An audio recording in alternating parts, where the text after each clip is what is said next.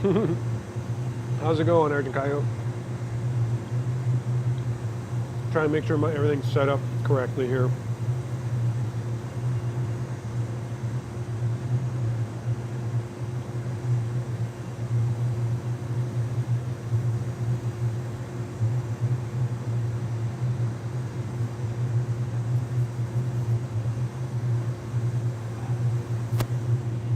Things are good. Things are good. Trying to do... Well, can't update that, so I guess I'm trying to do a Thursday night stream, or at least be here every Thursday for blowing glass. That's kind of the idea. I'm trying multi-streaming out for glass blowing as well. Just see how it works. Except I can't read chat and Facebook.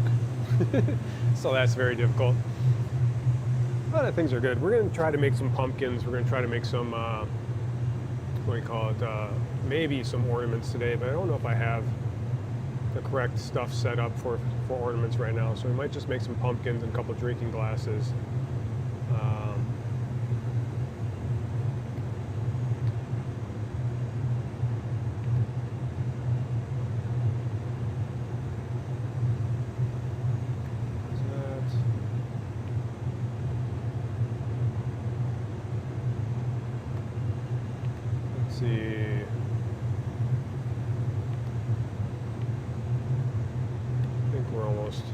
Set here.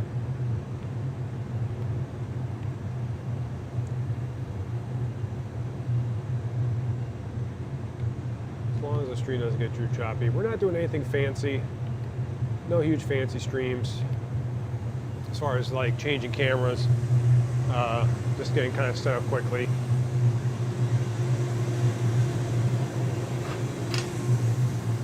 So I'm gonna grab, I don't want to put this up there yet because it might take me a while to get color. I'm going to grab some orange, which is in the back. It's a nice color for pumpkins. Seems to be getting good response with it. So we're going to switch over, start using that orange to make them pumpkins. I got to figure out what kind of stem to put on it.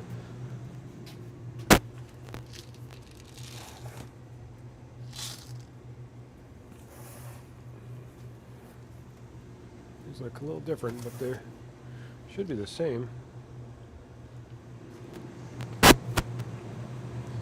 I did realize that one of my pumpkins I made last time broke, had a crack in it, and I didn't realize it. So it must have cracked during the annealing cycle. I'll go grab it and show it. I don't know if anyone can really see it on these cameras. I was really kind of disappointed because it was a really nice pumpkin, but so this is one of the pumpkins I made. It turned out pretty well, but you just can't, it's hard to see there. There's a crack in it. That, where is it? Trying to get the show up a little bit. Kind of see it right there. So it cracked and split down the side. I don't know if there was a crack when I put the stem on it or how that crack got there, but apparently it cracked. It's not healed, so I didn't heat it enough to heal it, so I assume it cracked in the cooling cycle. So we'll have to throw that pumpkin out. Unfortunately, I was really happy with that one. I was happy with that pumpkin, didn't make it. Yeah, so we just got kind of a simple stream here right now. One main camera for the big one and one to set up on the bench there.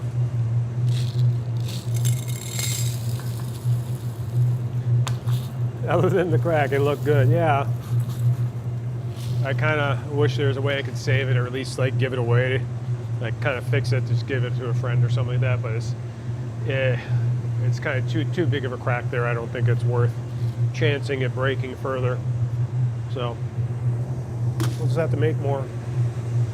So I'm going to try a little different stem. Last time I had a green from over here that I didn't feel it was green enough. But there is another container of green somewhere I'm trying to find that I could use for the stem to maybe give it a brighter looking. Here it is. This is the same color I used on those first pumpkins. There's even a greener one. Maybe I'll try a mix of going back and forth. So if we want a really green stem, I'll try one of those. We'll kind of see how that looks. That's a spring green, a little lighter yellowish green. It's not as bright, a little more transparent. This one might be a little more opaque, so we'll go on that one, I think, to maybe try a couple stems that are really, really green. Now I can put the rod up there.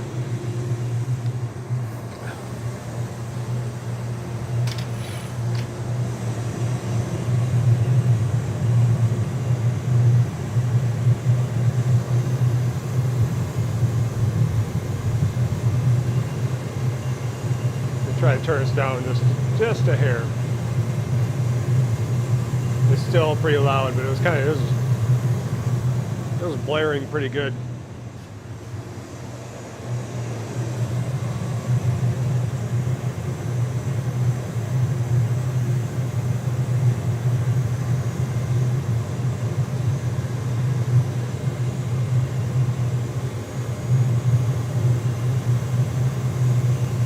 Okay.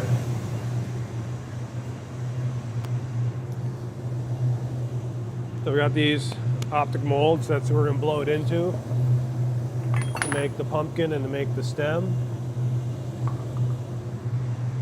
Got that. Got a torch on over there that I can use. I need the holder. That's right here. So you should be able to still see me putting the, what do you call it, on it? The stem. Okay. All right. We're good. We're still making small pumpkins. I feel like I'd like to try to make a little bit bigger, which means I'm gonna have to add more glass to it and get kind of even larger with the amount of glass on the gather, for the second gather. So we'll make 1 or 2 standard size pumpkins for me, which is that size pumpkin that you saw is kind of smallish to medium sized pumpkins. And then I want to gather a little more and maybe attempt 1 or 2 that's more of the medium to larger size pumpkin, just so I can try messing with that.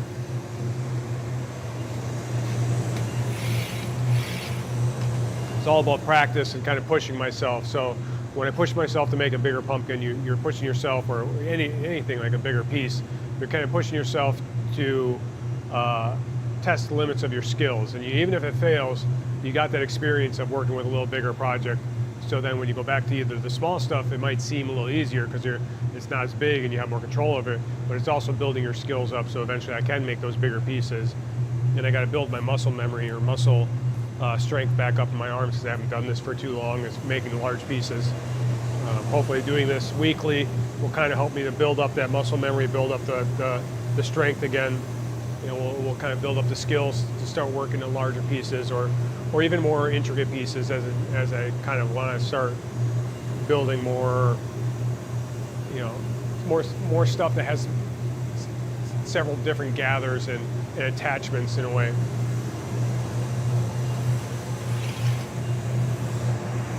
So we'll do our first gather. Get a little bit of glass.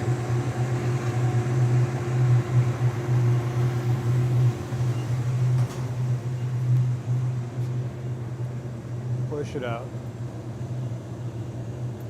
so we can start a bubble.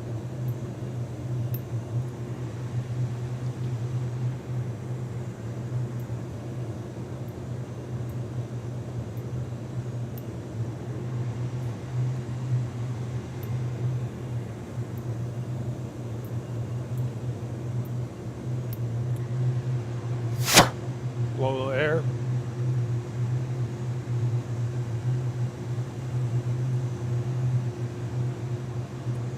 Try to get that bubble started. There we go. Now we'll let that cool. So tip it down and center it. Try to let it cool so I can gather more glass on it.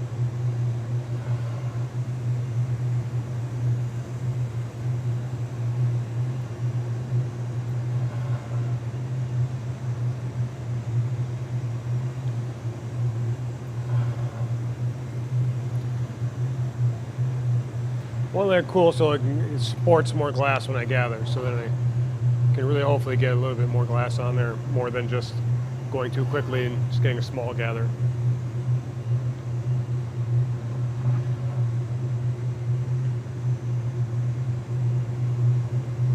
Last time I made the purple pumpkins, they turned out a lot smaller than I was expecting, so they were not as big as I was hoping for. They were the real small size. That's just because I think I started with smaller bubbles and smaller gathers, so I want to get a little bit more on there. Even though I'm still technically wanting to work on the small to medium-sized pumpkins. We'll see. I might just skip up to a large one right away. I don't know. We'll see how much I get on this.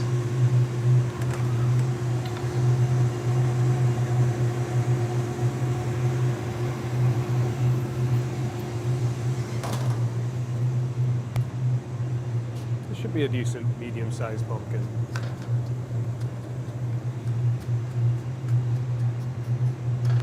So we want to coat this with the orange.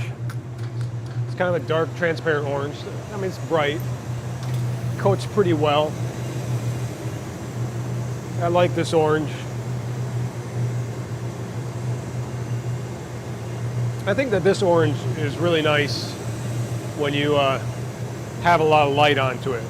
It's a bright orange on itself, on its own. But like if you were putting this in a window with the sunlight, something like that, it can really shine. It's really nice and bright.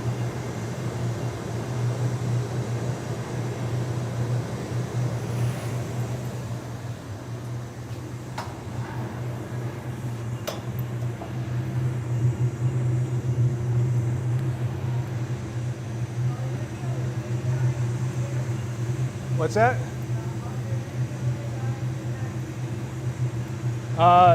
I don't know. I don't know if anyone's here that has keys. I don't know if my keys work anymore. So.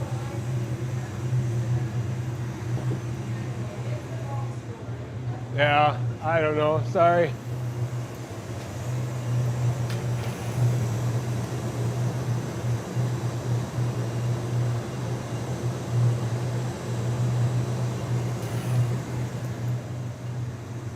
We're just going to blow us a little bit more.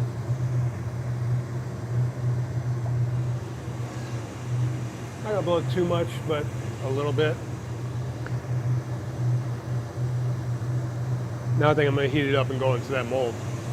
After I go in that mold, then we should be able to blow this pretty good size. Yeah. I mean, I used to have keys to a lot of studio spaces, stuff like that. People come in and be like, can I get into the space? I forgot my key or something like that. But I haven't been here for so long, I don't even know if my keys work anymore.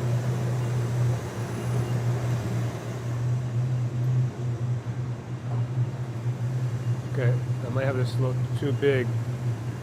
I don't know if it's gonna, come on, slide in. I thinned it out too much.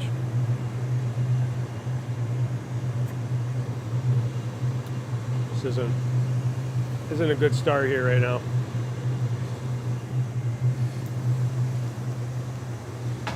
We'll let that cool by the neck because it stretched too much because it was too thick to get in the mold.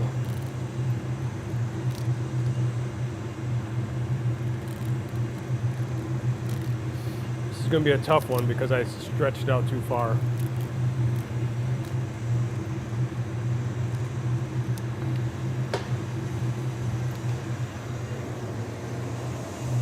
That top part. We'll see if we can save it still, but yeah, I'm already causing problems for myself on this one.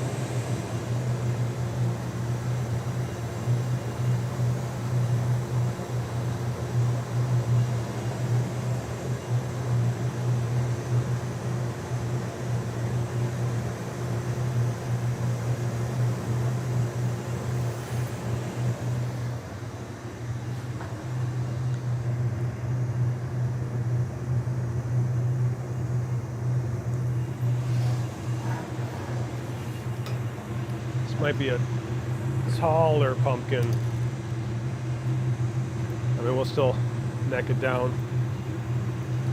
Let me heat it up one more. I really want to work this down thinner but we could probably blow that a little bit more. Maybe I'll try to squat it down when I blow it. But like now I'm tentative because I stretched out the neck a little too much. So now I'm too tentative to go in and heat it up enough to work with it because I don't want to lose control of it. So once that thin part's going to warm up really quickly, quicker than the rest of it sometimes. Well, we seem to be doing a little bit okay.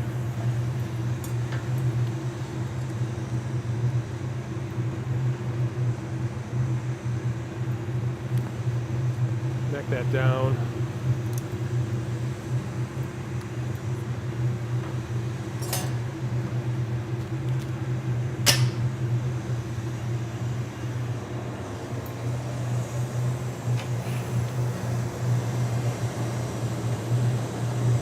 I heat it up one more. We're going to kind of puff it a little bit, but I'm going to hold it up to do it.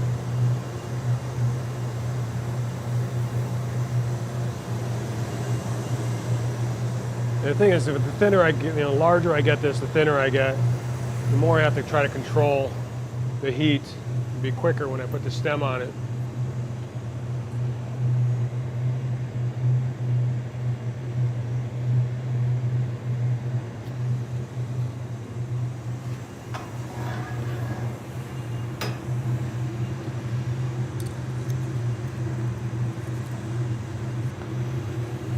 We're getting there. Kind of go with this size, the shape right now. Neck it down, flatten the top. Kind of go with this.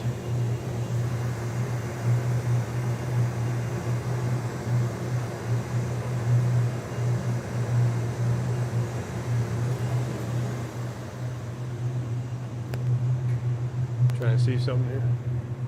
Okay.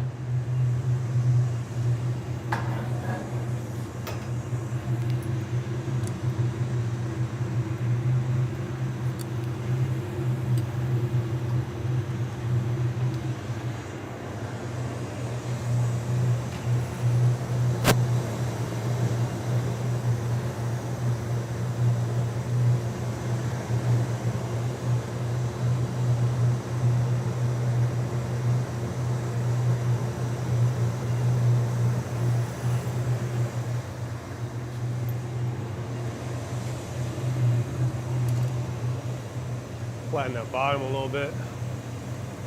Let it settle on there. Keep it turning.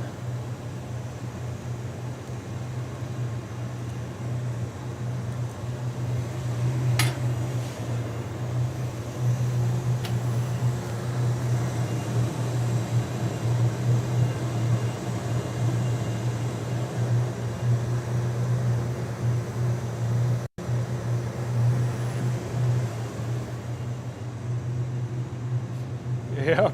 Hey Sykes, how's it going? Trying to blow more glass while I can. I think Thursdays are going to be my glass blowing days after work. Try. We'll see how often I can kind of get in here. I think that's a good sized pumpkin right now as far as indents and stuff. So I'm just going to heat it up a little bit, indent it a little bit on the bottom, and then hang it up here. While it's hanging here, it's going to stretch and pull that bottom back out. So I kind of want to indent it, try to let it cool a little bit so when I hang it, it's not going to stretch as much, but it's still going to do it. I don't want it to cool too long either.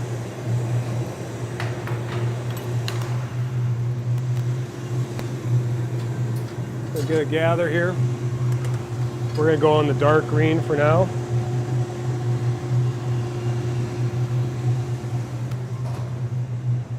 Try this dark green out. Do a quick heat of it. Quickly melt it in on the optic mold. Put some grooves in it. Heat that up. Put some heat back into this a little bit if I can.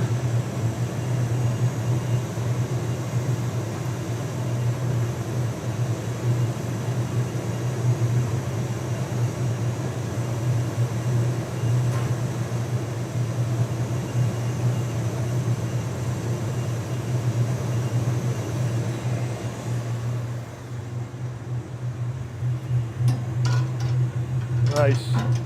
Yeah, I still need to try Space Engineers.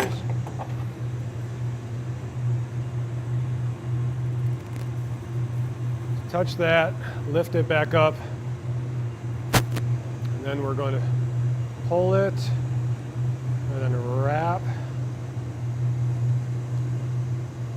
Hopefully not touching things like I did. I'm pulling the stem too much now.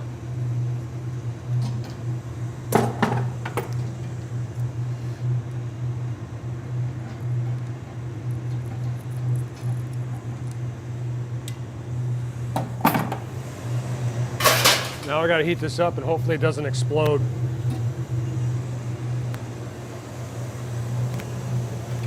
Yeah, I gotta figure out what game is next. We just kind of finished the forest. So whatever game's next, I'm not sure. I'd like to have another kind of multiplayer game.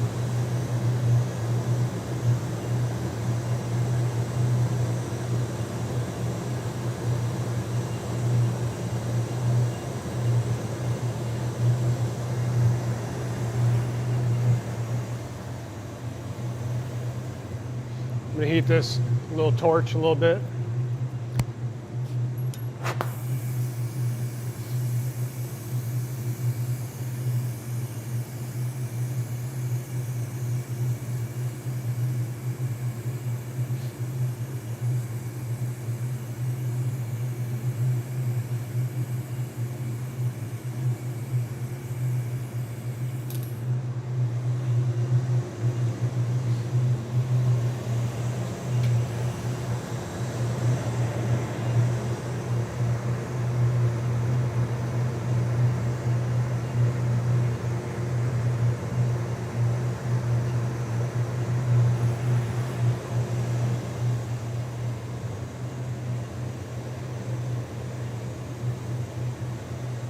Trying to get that to indent down, but it's just not going right now. I don't want to flatten the stuff on top too much by overheating it.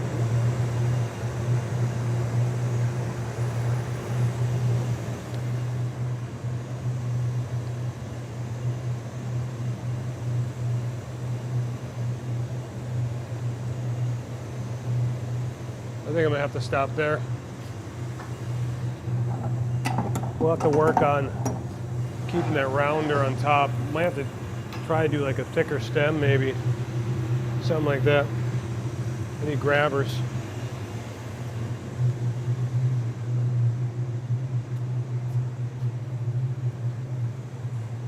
Where are the grabbers?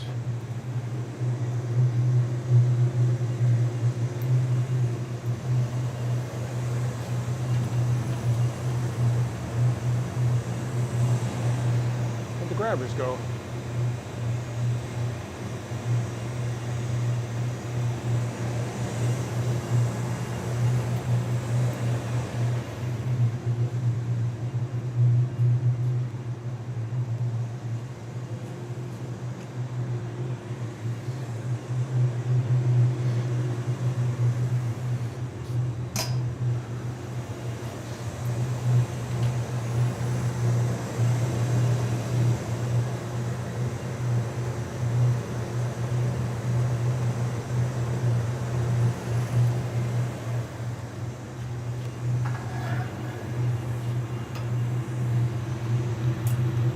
Try to heat treat this, but the problem is, even heating it, I might have to still grind it later on.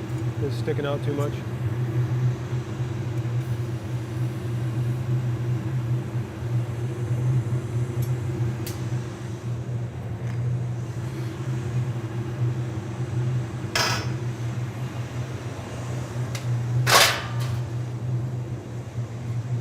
I gotta put it in the annealer.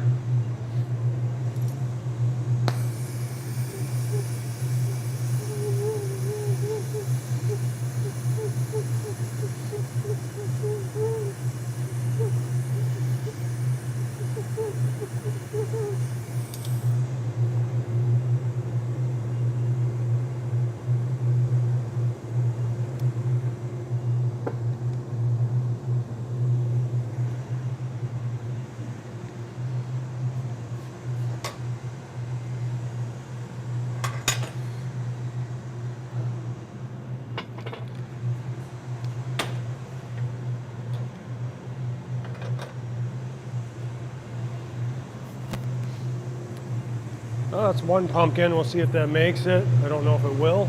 We'll try another one.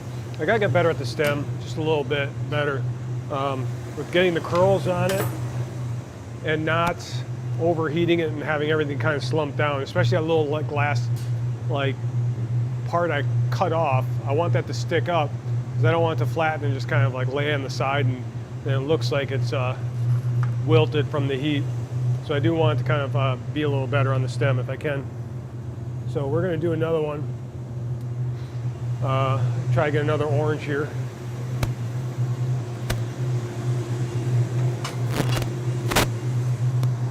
So I still have some of this process to learn. Still new at it. Sometimes I get a good stem on it, a good twist, good twirl. I'm kind of lucky, I guess, with beginner's luck on the ones I made the first day. Now I'm kind of struggling to try to make it better. And as I try to make it better, then it's like more things I'm dealing with. Kind of fighting against, you know, if I can keep maybe the stem kind of curling back into the center, and kind of maybe sticking up on top of one of the other curls, then maybe I can have use the curls to prop it up. But as it curls out and just goes off the side, it's just I overheat it too much. It's kind of limps down. So I'll have to kind of work on getting better at that. Part of it is I think I need a little more glass on the stem so that I have more amount to leave a thicker base of where it's attached and stretch a little bit longer before I kind of wrap it around.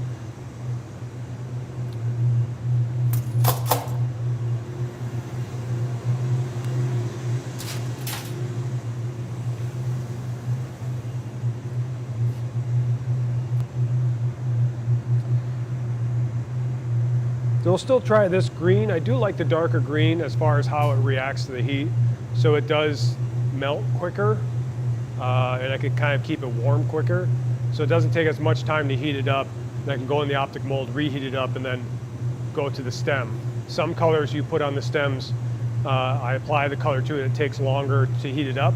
Or I want to coat it with a lot of color because I know it's transparent, I know it's lighter, so I need a thicker coat. And when you do that, it kind of cools over time, or like as you're trying to add the color, it cools it down, and then you have to put more heat into it to get it to work.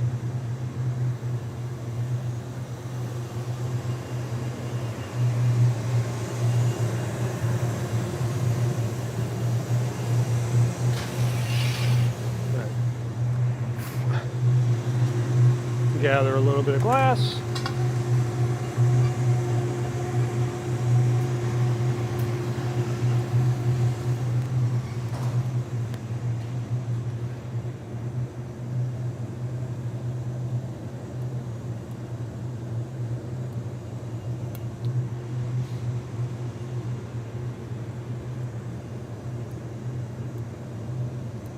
This.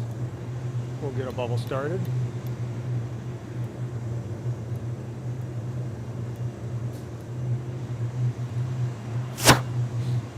Blow a little air in there, cap with my thumb.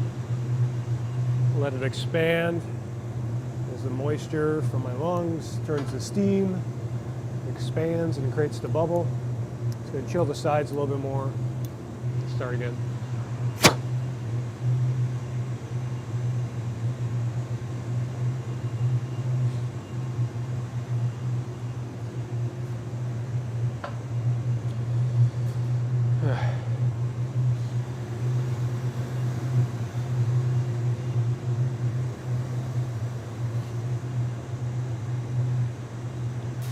Let this cool. Hi, Matcha Maven. How's it going?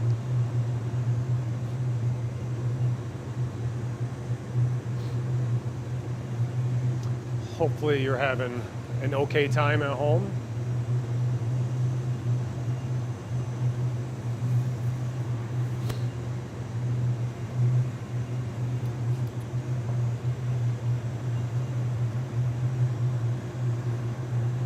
Let this cool.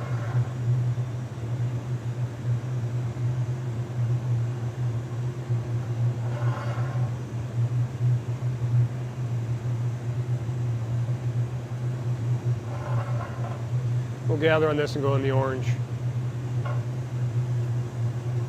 Are you watching with the kids, or are you just keeping an eye on me while you're at home? Not at the trampoline park, yeah. That whole debacle was crazy. It's all messed up.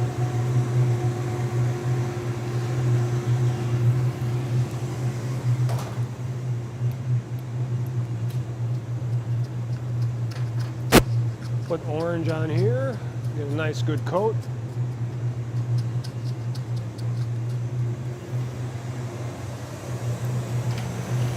Then we'll heat this up. We'll melt that orange in. We'll try not to stretch this as much as last time when I go in the mold, so I might not blow it as big as I did last time.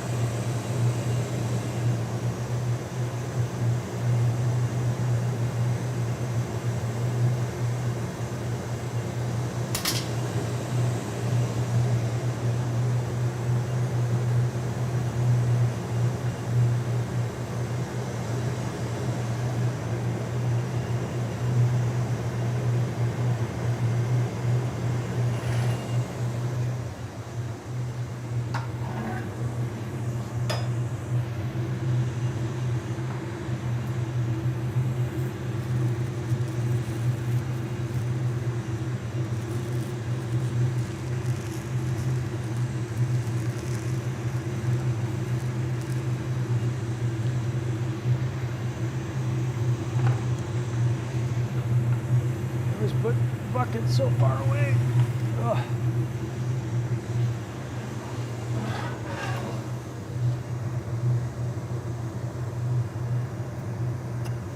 Okay, so we should be good. Heat it up, stretch it, go in the optic mold.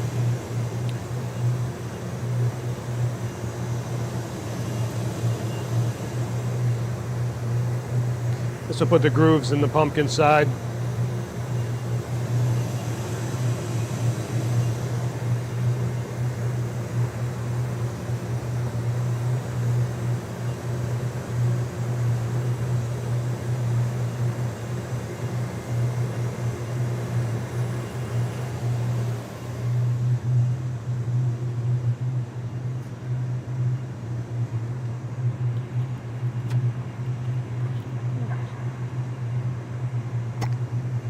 Blow it in the optic mold, get a good grooves into it, blow it a little bit.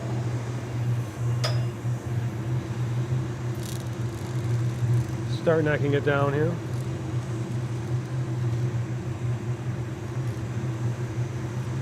So last time this kind of stretched out and this was further out.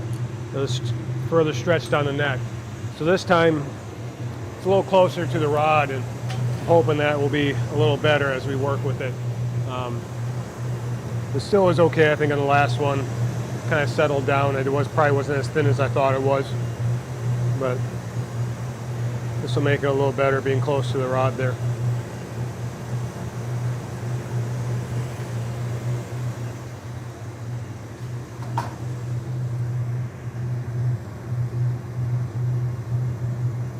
A little bigger. Make sure we're not blowing the neck out too much.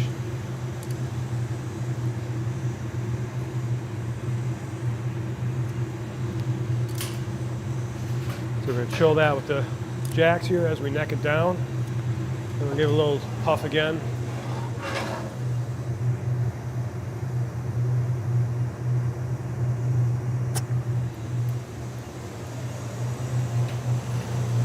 A couple more times, maybe one more time, then just kind of work on necking it down.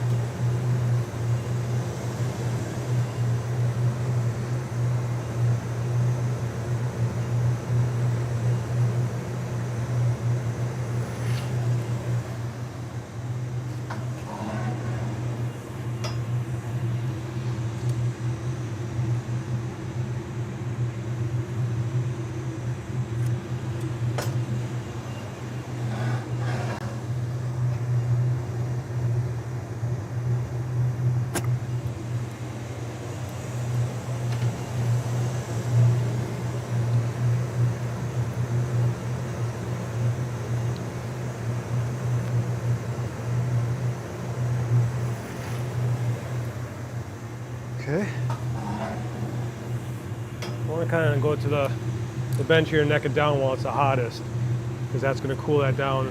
I want to neck that down when it's the hottest. We're going to do that one more time and then start flattening the bottom. Try to neck this down a little bit more than I did in the last time, because I feel like I didn't neck it down enough. I don't want it to be sticking out the bottom when I take the pumpkin off the rod here.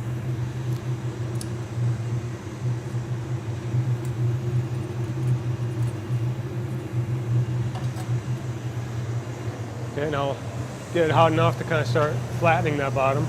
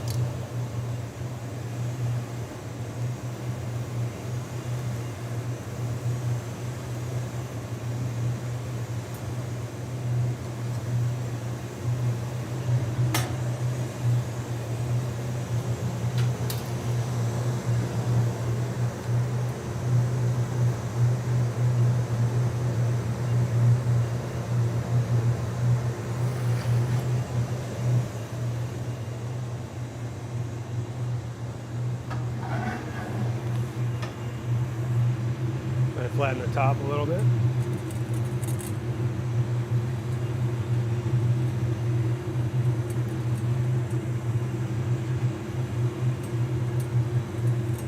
Now we're pretty good here now.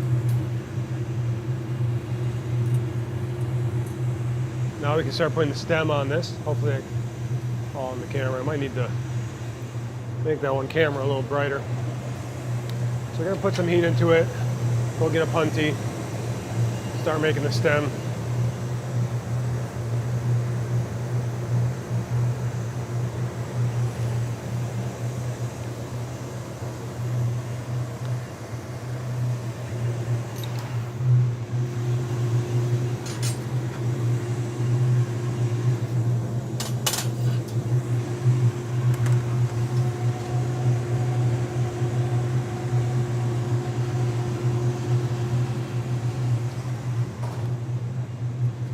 Green, heat,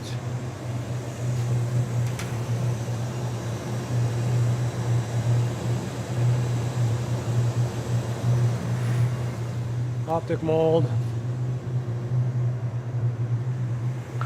heat,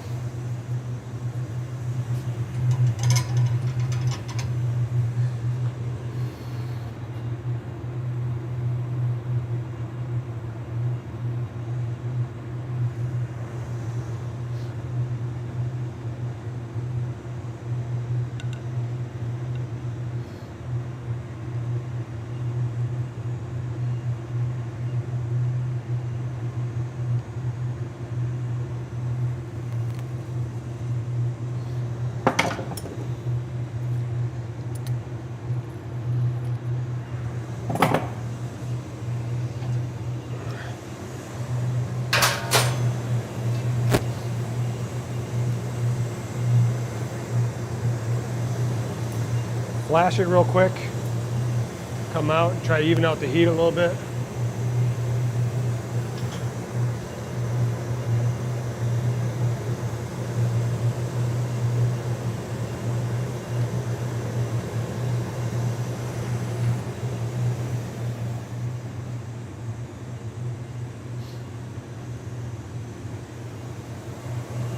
Don't want to overheat this top. I swear hearing a crack. I don't know.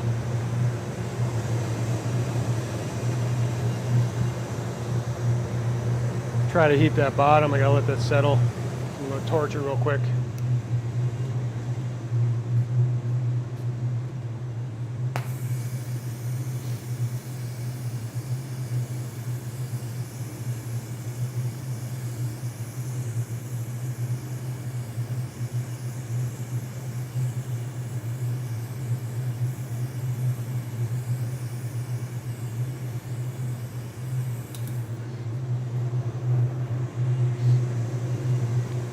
Flash it. Try to even out the heat a bit.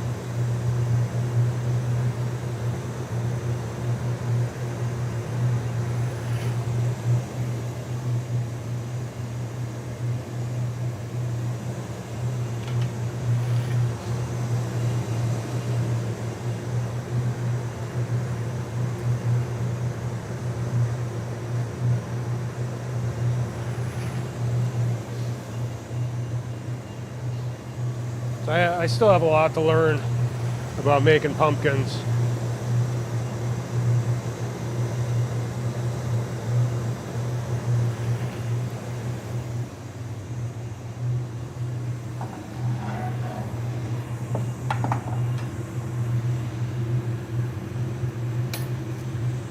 So I've kind of touched the bottom here a little bit, so I have to try to fix that.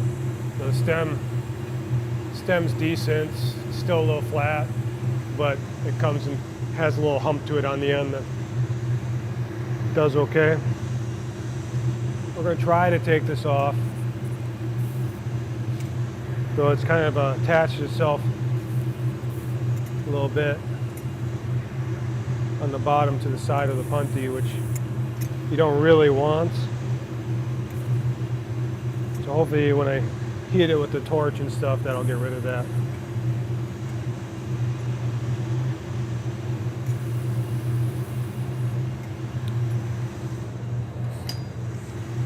Might have put too much water on hit the bottom. Okay. I'm going to hit this with the torch and then put it away. This kind of melts in where it was disconnected from the rod.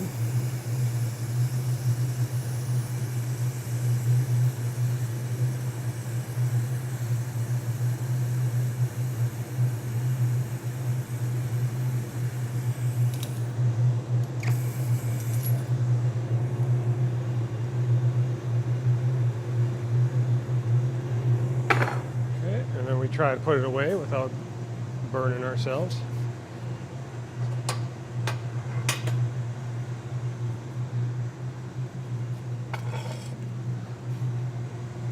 Okay. Come on, close it. All right, we got 2 pumpkins. I'm not sure if they're going to make it. You know, the annealing process, you can always lose them on the annealing process. So they're in the annealer. They'll stay in there overnight. They're about 900 degrees in there right now. It'll go down slowly over time when I'm done and cool it, and we'll see if they make it, because I've already lost one in the first batch that I made that cracked from the annealing cycle, so this might lose it as well. Any Donut, how's it going? Thanks for stopping in. Appreciate it. Thanks for being here.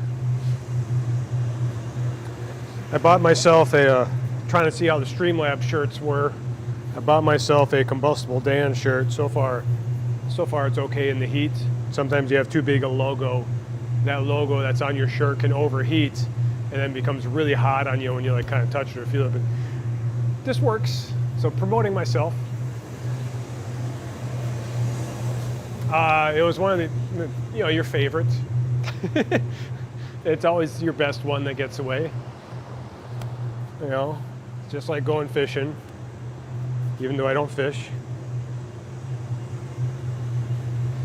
I think it's printed. It's one of those things where it kind of goes into the fabric and starts cracking cracking from it. But it's all right. This is the one that broke. So it's hard to see but you can kind of see the crack there. It just kind of cracks straight down. I'm kind of sad, but oh well. I was trying to figure out what to do with this one. Now it's broken. I mean, because we could break it up pieces and make little fobs from the pieces and, you know, slump them down. I'm going to fix some of my cameras here real quick. Kind of feel this webcam is a little too bright. I'm going to configure video. I'm going to turn off the auto exposure on it.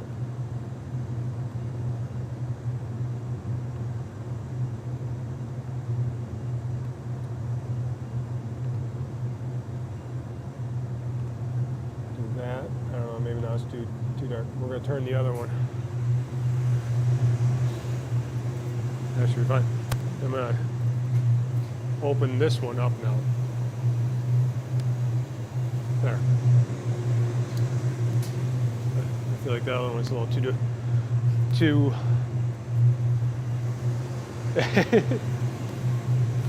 No, it doesn't work on glass. You know, if the crack is just a crack, you could do just like a windshield and put a little Loctite on it and let the Loctite seep in, and it'll make it look gone and just as strong. But we don't tend to do that here. We haven't done anything where we put Loctite on it. But if there is something that's cracked and I was like, I just want to fix it and keep it for myself, I could put a little Loctite on it. But that crack is too wide, so I can't really fill it in.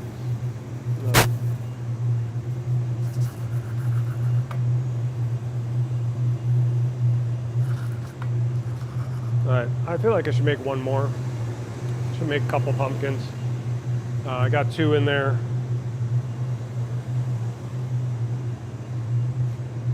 We'll make a couple more. I really want to try to kind of make glass blowing a little bit more viable for me.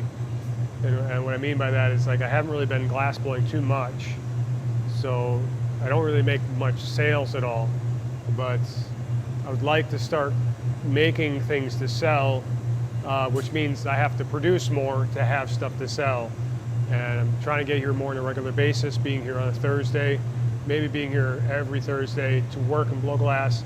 Whether or not I stream it every Thursday, I'm not sure if I will. I'm setting up kind of a basic stream right now. It's a basic for me, I guess, with 2 cameras and one that's just kind of sitting there. It's not changeable. But there might be some days, maybe I'll come in for a longer stream and set up a better setup. But I think this is more of just like a simple setup for me, so I can get here, quickly set up so I can still stream and be productive at the same time, because setting up all the cameras can take quite a bit of time to do. Even setting up these 2 takes about 15-20 minutes to set up. But I'm just happy to be here and being able to blow glass. Yeah.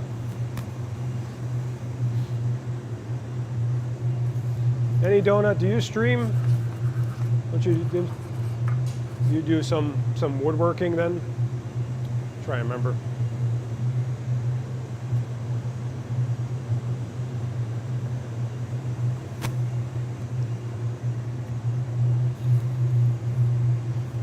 No, I got a wireless mic on. Since I have video equipment for that stuff, so I have a wireless mic. The wireless mic goes in the camera that I have that's on the bench. So that's actually where my audio is. I'm not sure if it's really synced to my webcam right now, but it's synced to that camera. I have earbuds that has speech to chat on, and that's what I hear. So I use the earbuds to hear the speech to chat.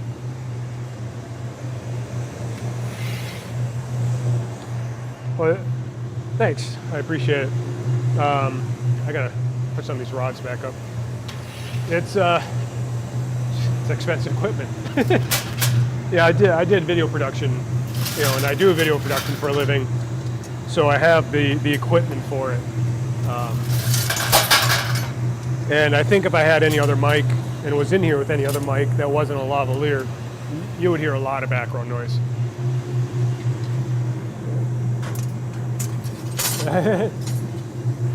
Well, at least you're making something, right? That's all that matters.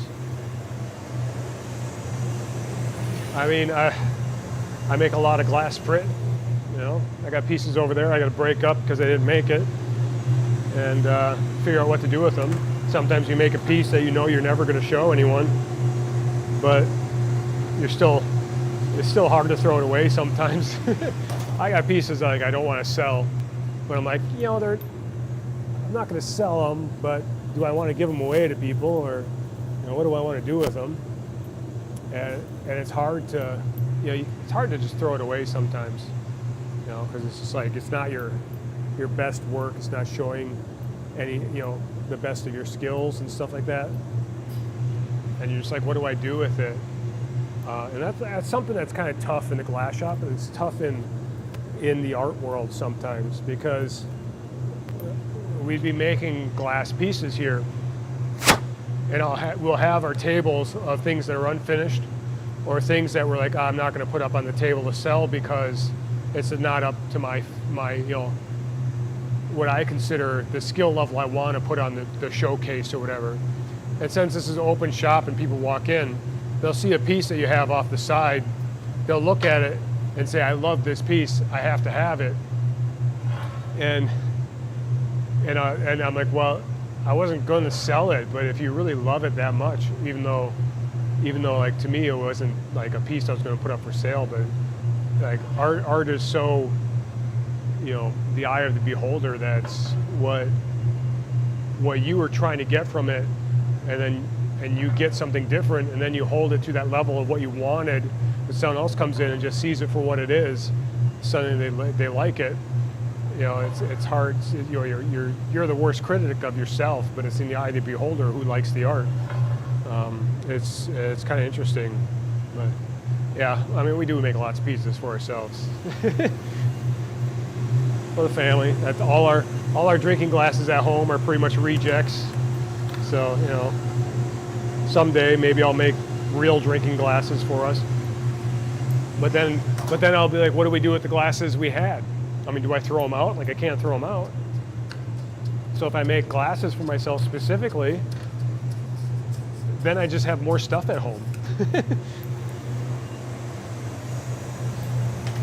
You know, then you're like, well, I can't throw these cups out because they're what, you know, one's made by my nephew. You know, some of them are the first glasses, or like some of the first glasses my father-in-law made. It's, you know, you can't throw those out. But you're like, do we ever want to have a real complete set, or do we just use what we got? You know, and if I make a complete set for me, you know, for our family, then I can't sell that. And then it's kind of like, well, I could be productive and sell it and make money, or I could be productive and put it at home and just gather more stuff at home. I don't know.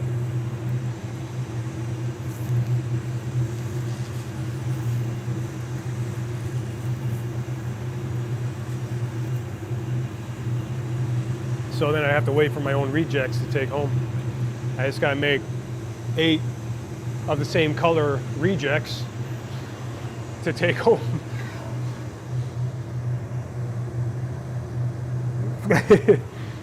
Yeah, craftsman's dilemma. What do we do with it?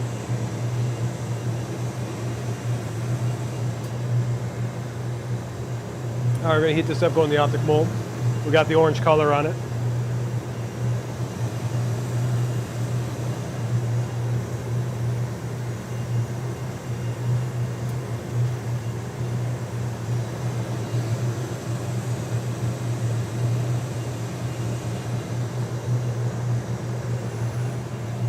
The same thing with thinking about Twitch giveaways, you know, or stream giveaways.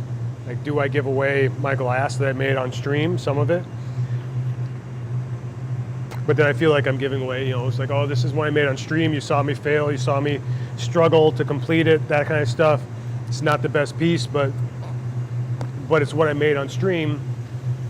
You know, do I raffle that off to someone in the next stream? Be like, here it is. Here's what I made last stream that was such a struggle to make, but we, you know, made something from it. Or, you know, just so I can get rid of it, but then I feel like I'm not giving away or representing my best work when I give something away on stream.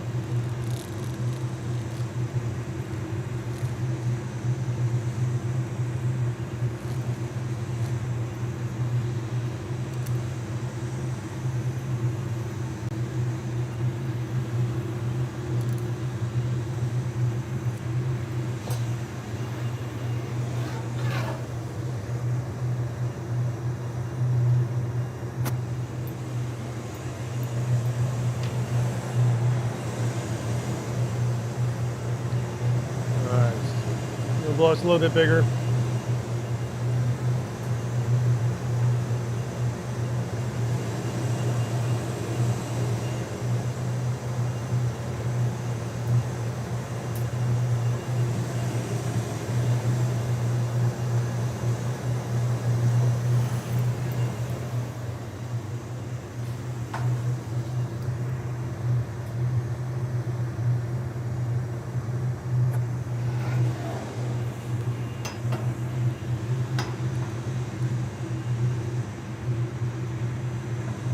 Heat up one more time, neck it down, continue that process.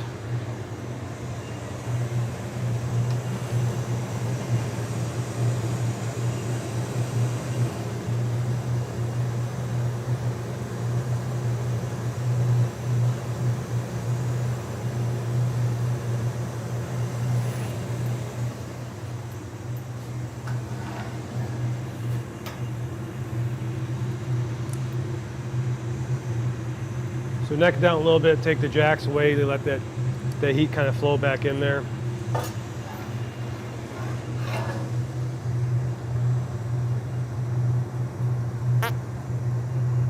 Every time you neck it down, it kind of takes some heat out.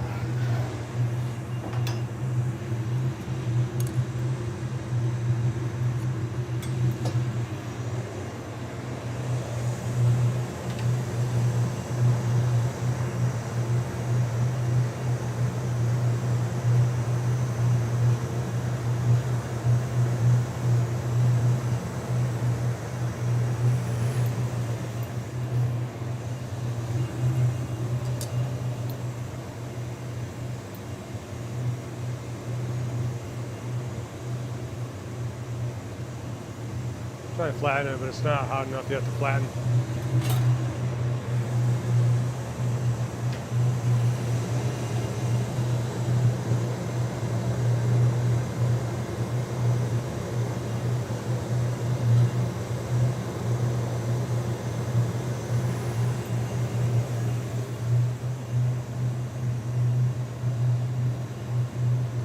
Let it settle on itself.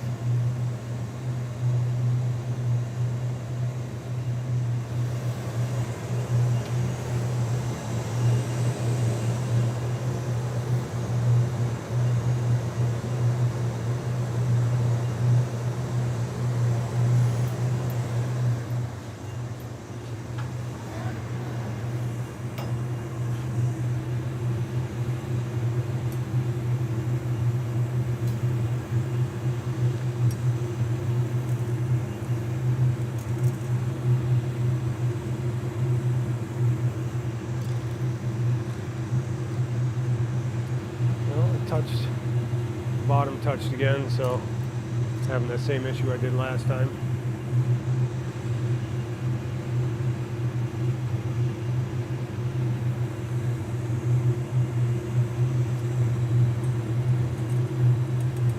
Okay, so we're going to try to put a stem on it now.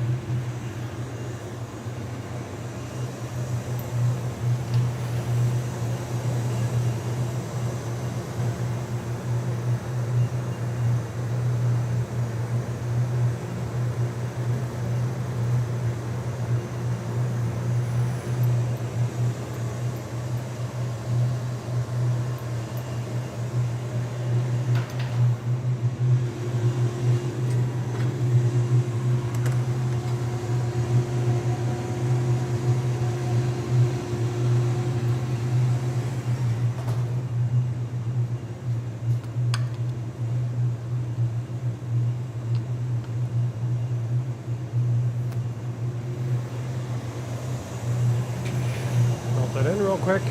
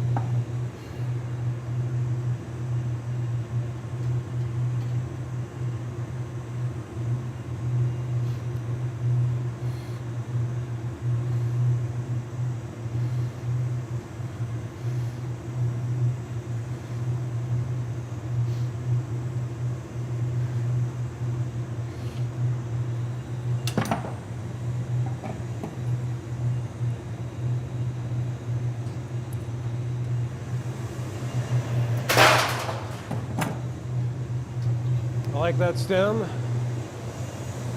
The little tip's probably not going to stay.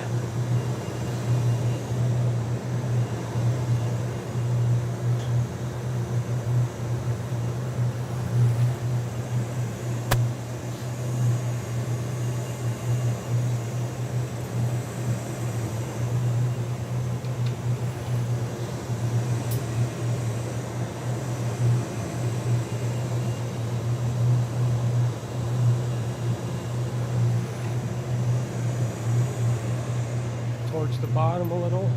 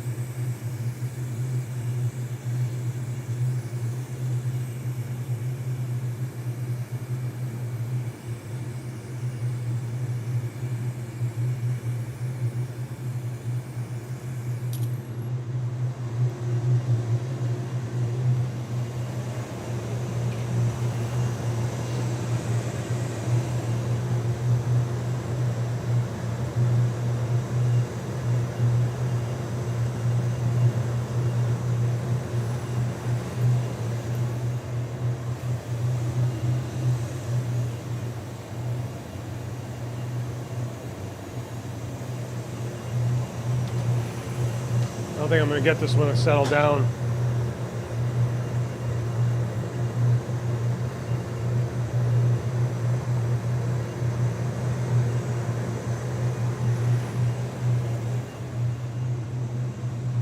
Try to torch it one more time.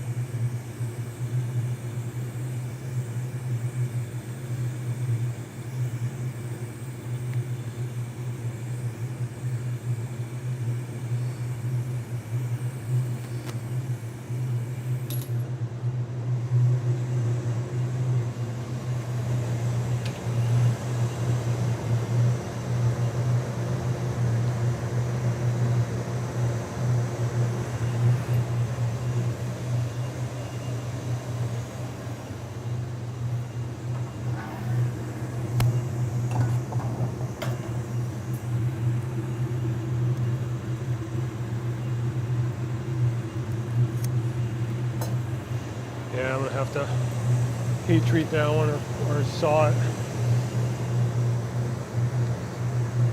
Grind it.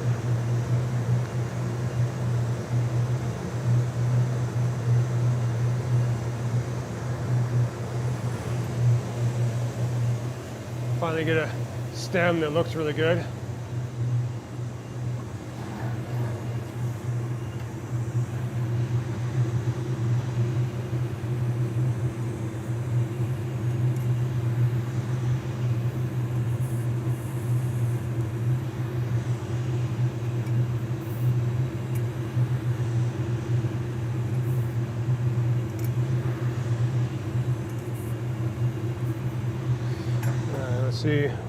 See if we can heat polish this one and save it.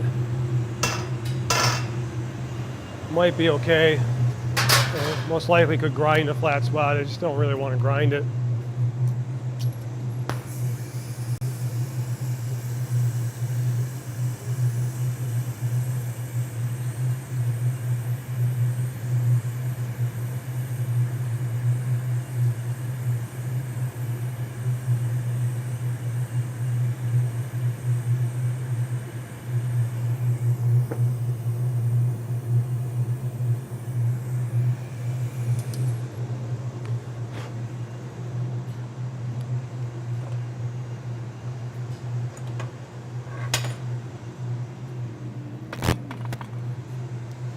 I don't think it's sitting flat. I might have to grind that one.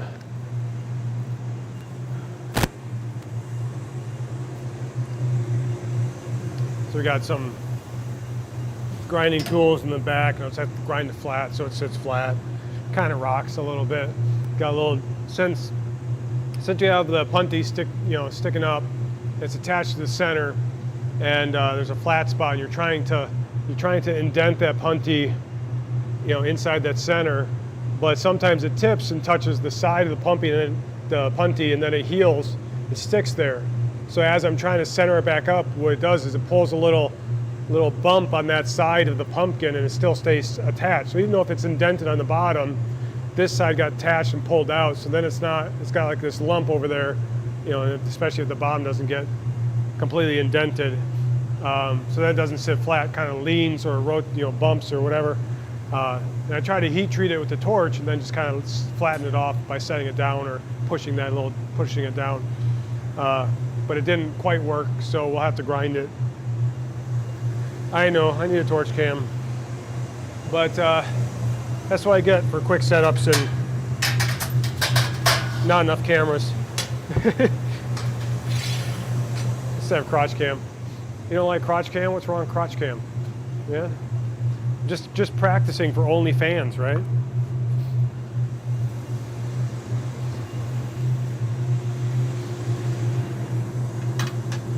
Just imagine this as OnlyFans, but with clothes on.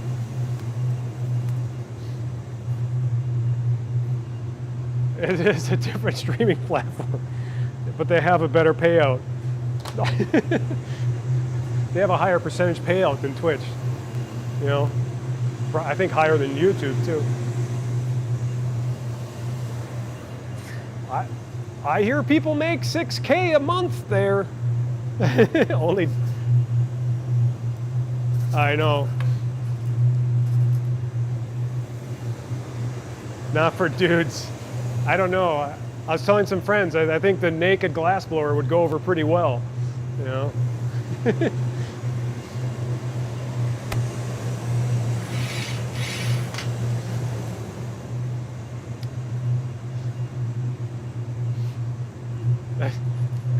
I mean, the hair would burn away, so I wouldn't have to wax or anything. All right, this is going too far now.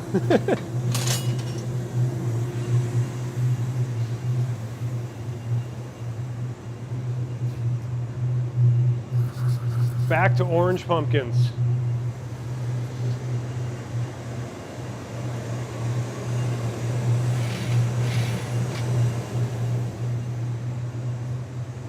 It's not that hard. It's not that hard to make the innuendos. I mean, like, the terms of everything is enough to be innuendos. Like, grab the rod, put it in the glory hole. It's getting hot in here. All those things. We're gonna use the jacks. To jack,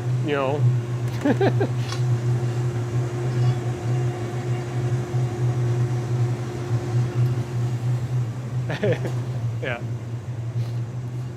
I'm set. It's already made to make money on OnlyFans. Barely have to do anything. Just have to blow glass.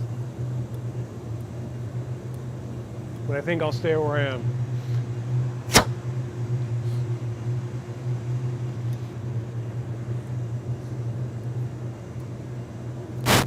I am considering trying to get to TikTok. Get enough followers on TikTok to stream on TikTok. Because apparently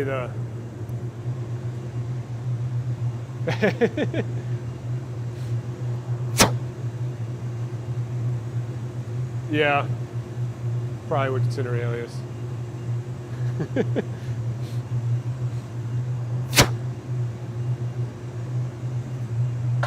This guy sounds a lot of like Combustible Dan. It looks like his same shop.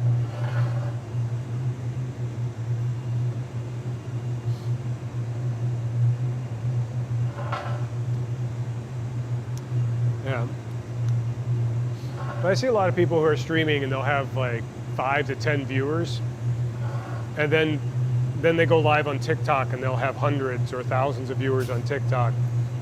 And I'm like, maybe I should try that. Just go stream on TikTok and see if it picks up at all. But I need to have like 1,000 subscribers or followers to be able to stream, and I have like 40.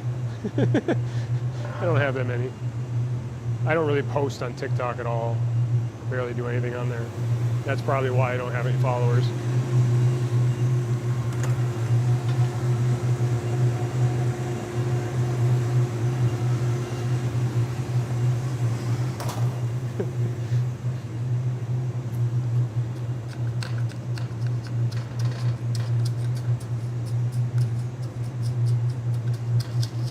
Yep. His name's different. That was Combustible Dan with a mustache. My disguise. It's just a mustache.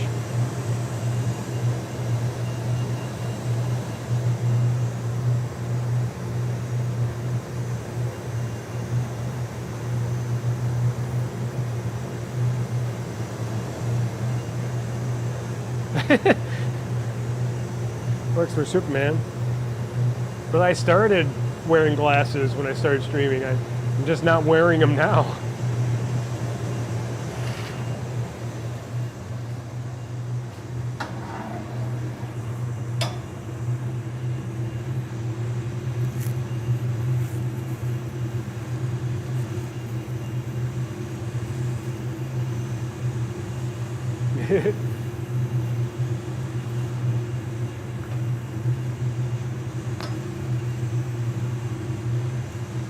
Yeah, I mean, it amazed me too.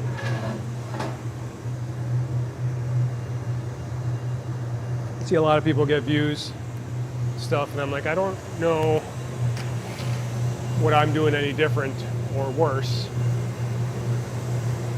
but it's just the way it is. I just don't have the moxie some people have. I need to build up my moxie.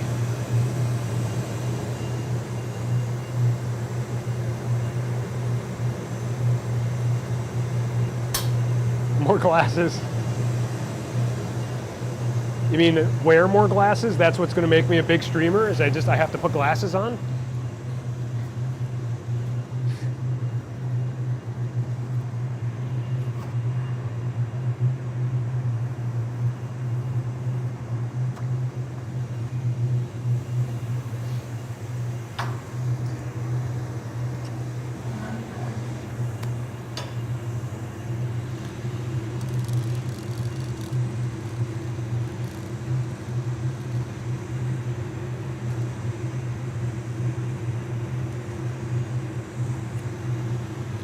Hot. Yeah.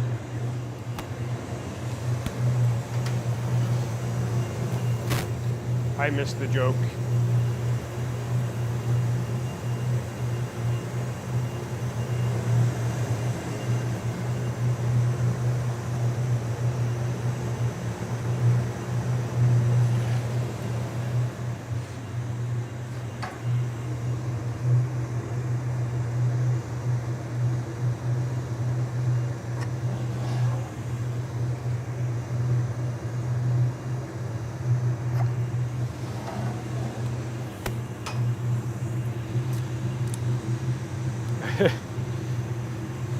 I should make my own glasses.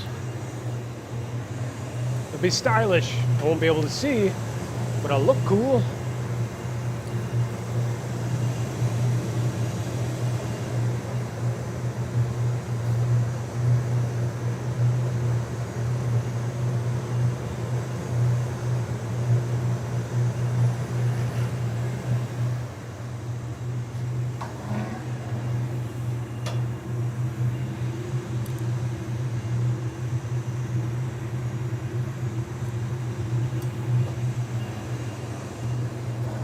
Yeah. Thanks for stopping in. I really appreciate it. Thanks for being here. Hopefully your kid goes to bed normally. And it's not a task like it is for our kids sometimes. Channel points for glasses.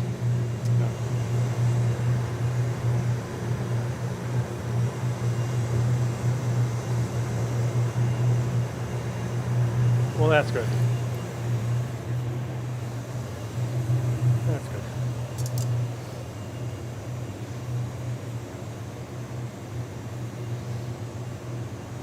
Well, you have a good night.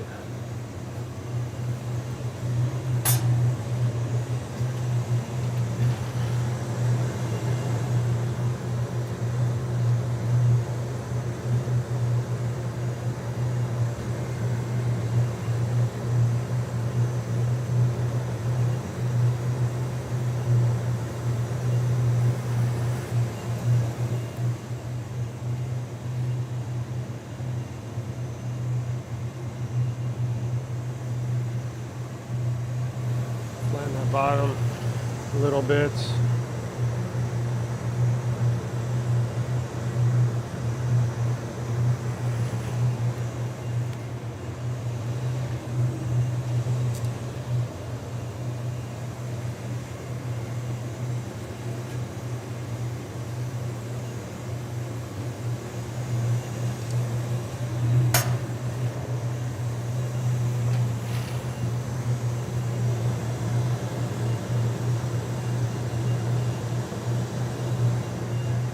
Yeah.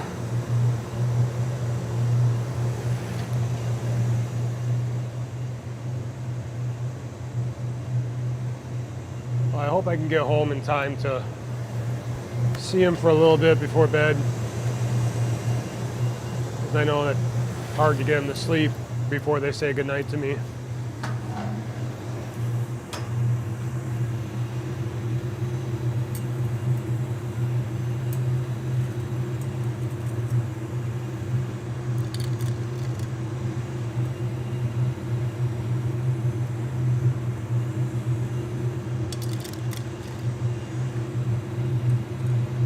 Alright, it's pumpkin shape.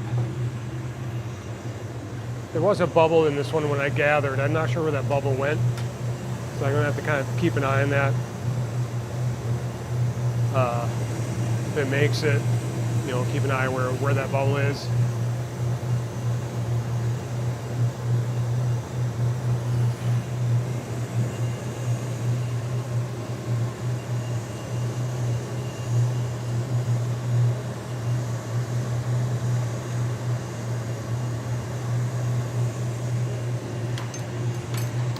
Well, that's good. Which neighbor?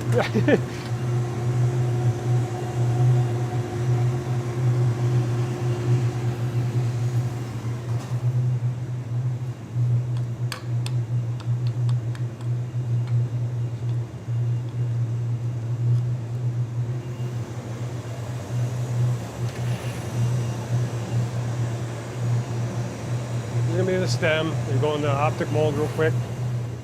Try not to.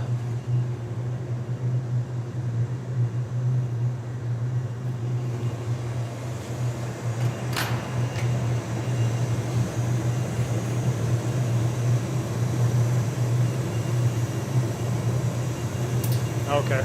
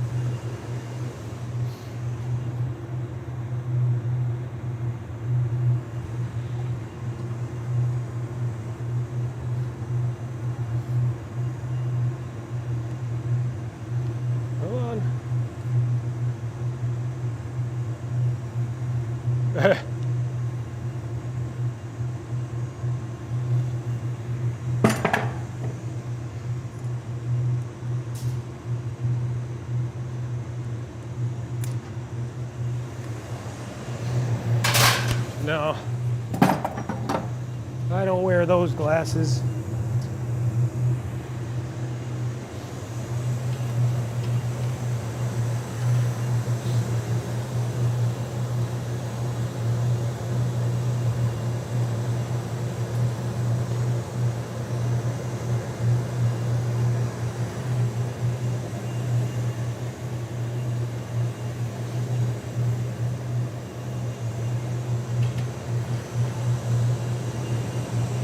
Yeah.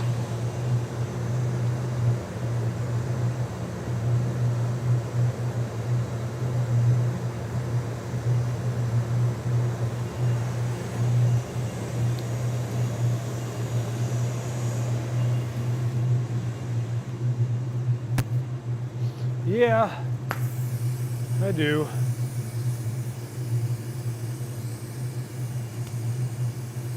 But, you know, I don't think work wants me to get another mustache doing a no-shave in November or whatever.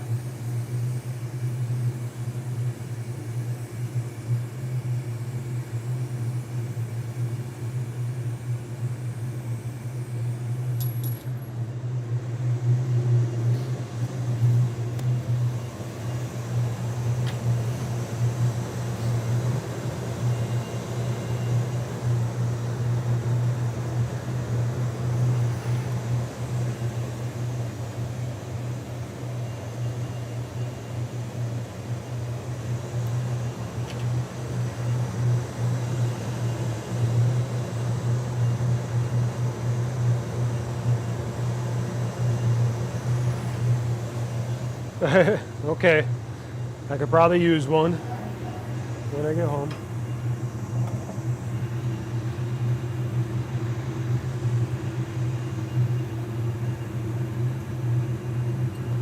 Okay. Should I get some honey whiskey? Or is it going to be sweet enough with the syrups? Because I mean, it'd just be an excuse for me to get honey whiskey, which I don't need.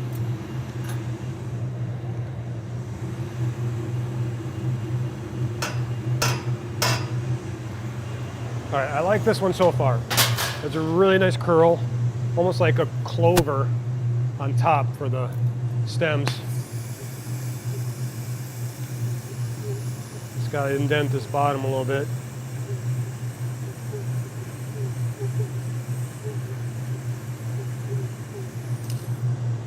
Ew. All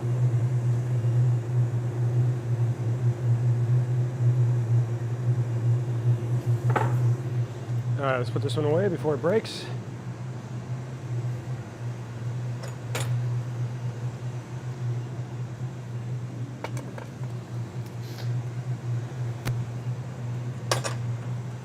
All right, that should be 4 pumpkins. I feel like I need to do one more. So I have 5 pumpkins. I don't know why I brought these over here, but I think that's a pretty good productive hour, right? We've been doing this for an hour, getting 4 pumpkins. It's not too bad. A little over an hour, but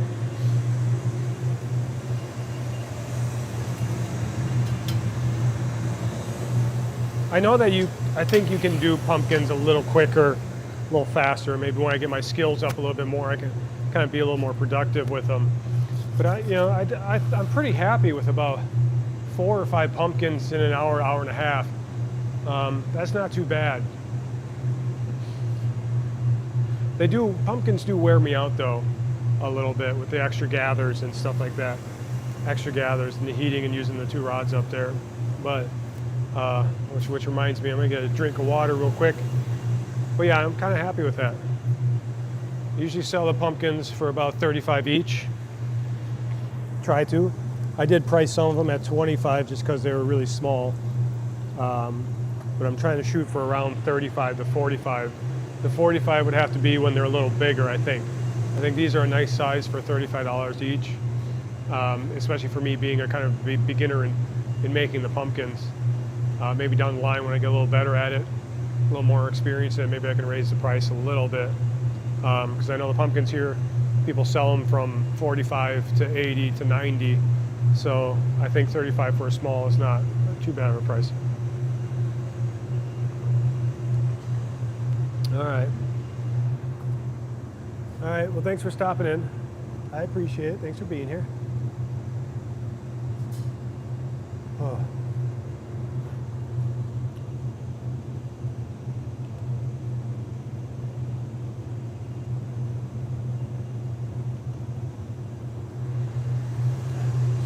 Let's see.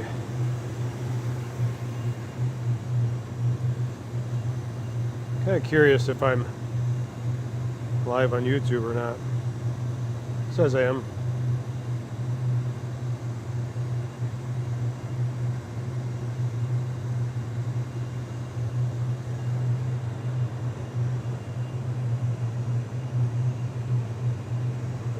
Okay. Just wanted to make sure Restream bot wasn't telling me if I had any, the stream was up or not.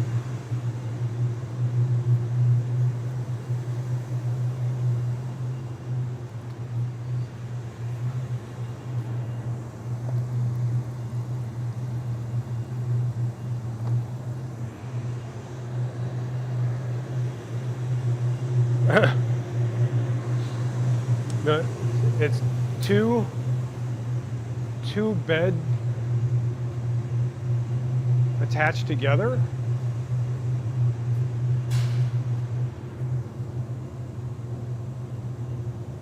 How is it two bed frames attached in the middle?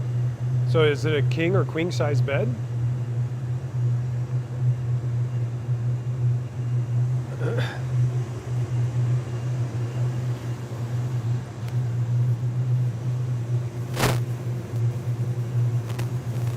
Oh.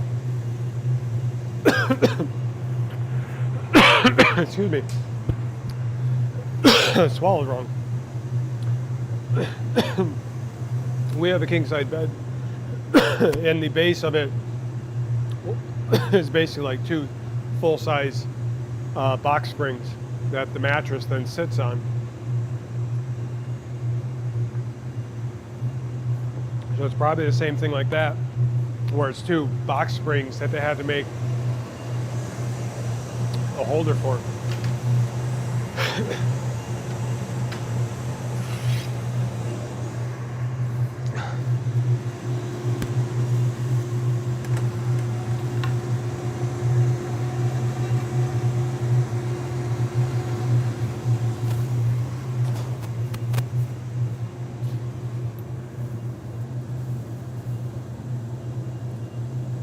Marble this up.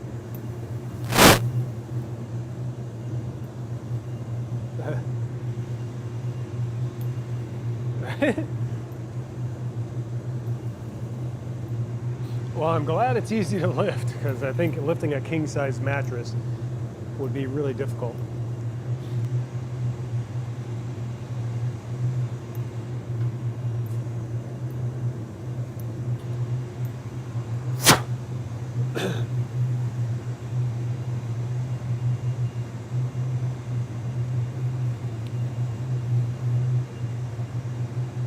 Get that bubble started.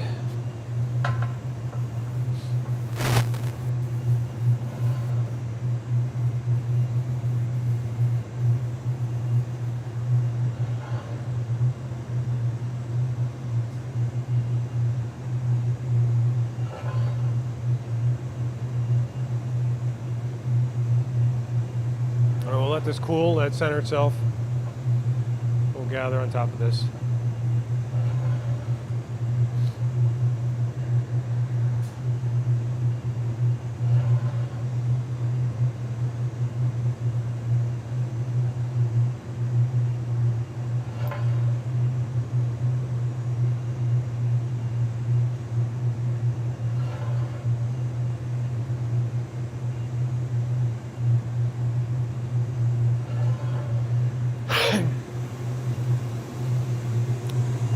All right.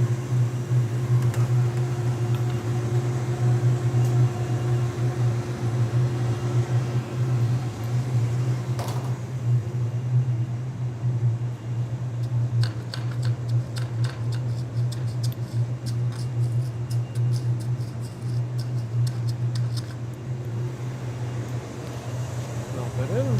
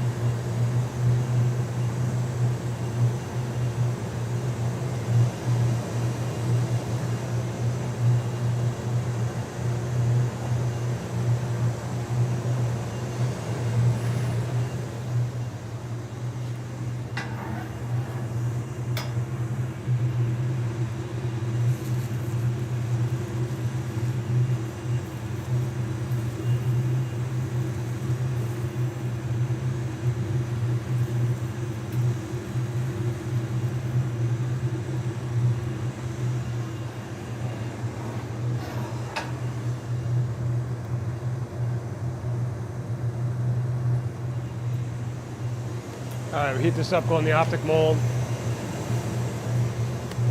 I'm kind of thinking about coming here on the weekend and just kind of setting up equipment and having some equipment just set up and ready to go to make it easier for me to stream. So hanging some cameras up on the wall that point down where I want them to be. Then I just have to come in and plug them in. I'm not sure.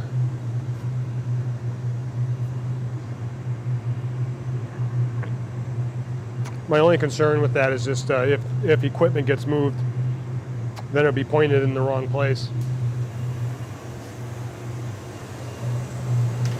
Kind of heat this one up a little bit before I try blowing this one up.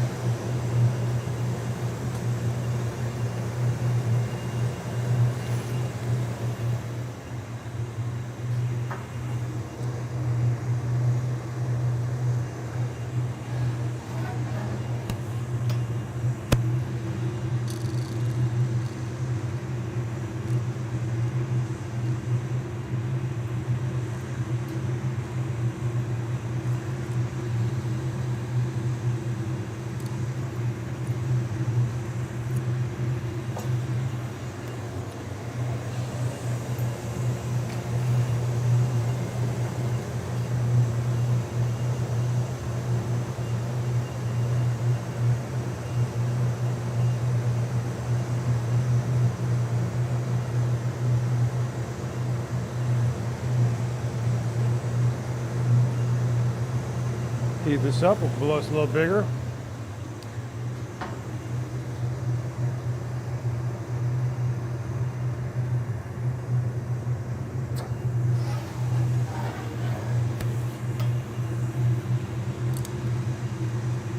Neck it down, we'll heat it up one more time, kind of blow it bigger, but I'm going to hold it up this time instead of down.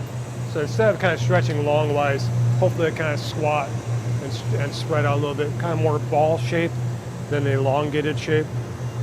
Sometimes do this when we're trying to make bowls. We'll keep the bubble from getting too elongated. We'll hold it up and blow it that way.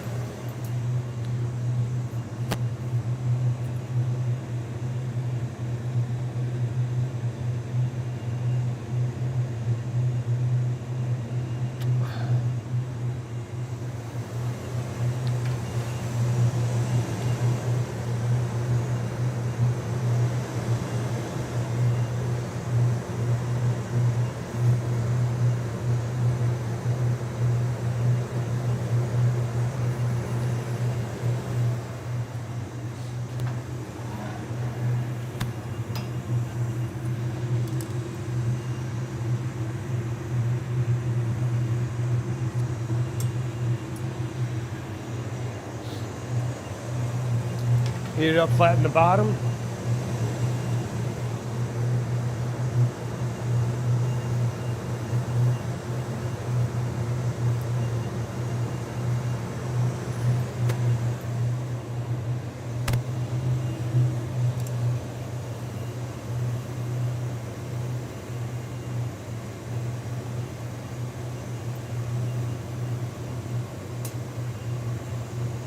Might try this one more time. I'll try and make that bottom a little flatter, a little wider than I usually do.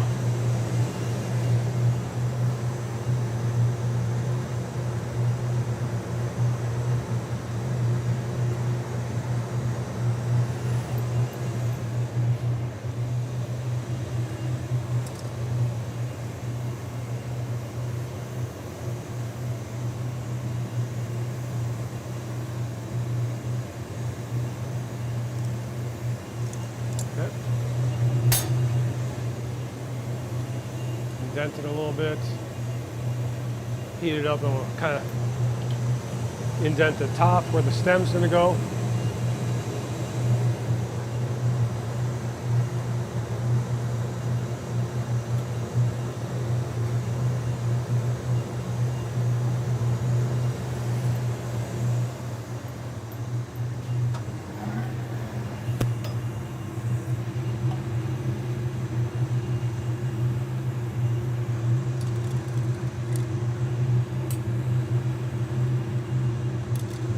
Ahoy hoy, how's it going?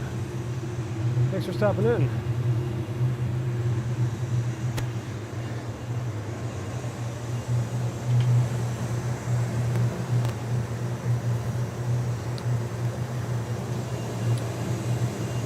Hope your night is going okay.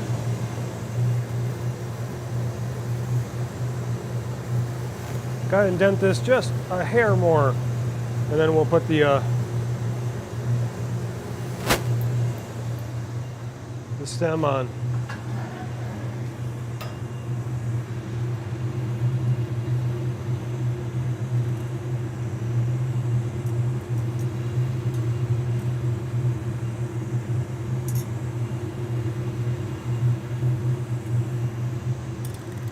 Alright, stem next. So just gonna kind of flash it, keep it warm while we get another punty to gather.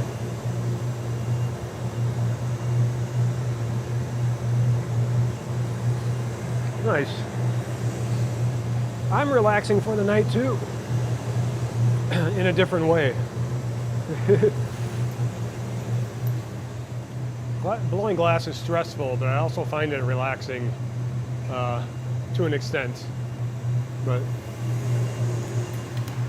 it can be calming at times.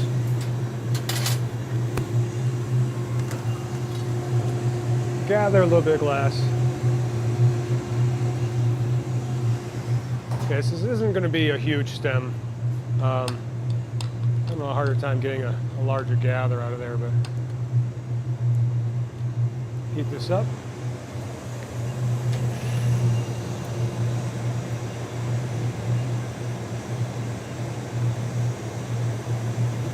Go in the optic mold to put the grooves in it.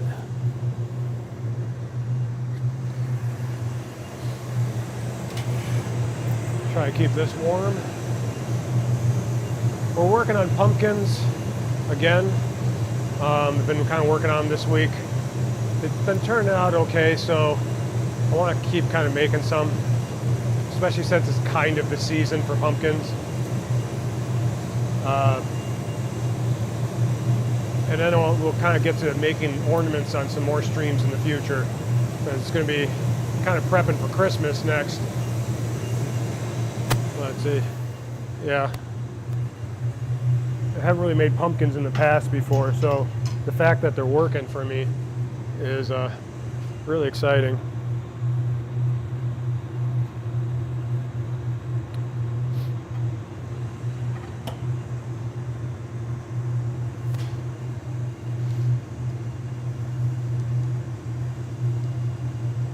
Won't go twisting too much because that's getting pretty thin, so we'll kind of stop there.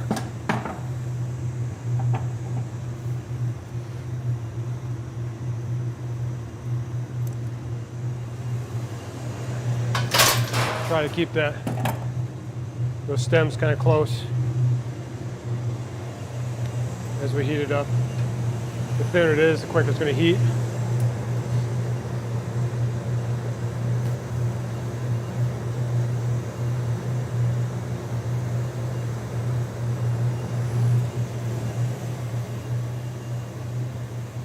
I don't mind that.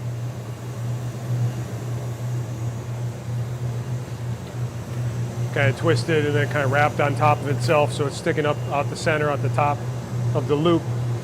So that's okay.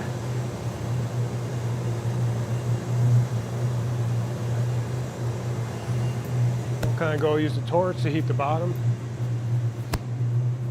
We'll let that top kind of cool a little bit.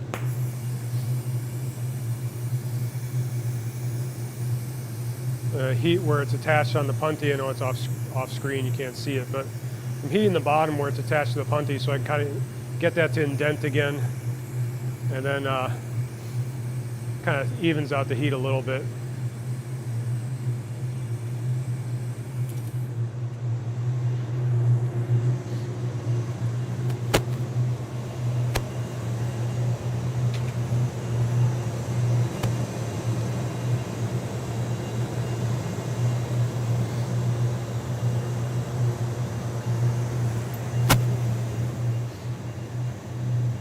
Get that to indent some more.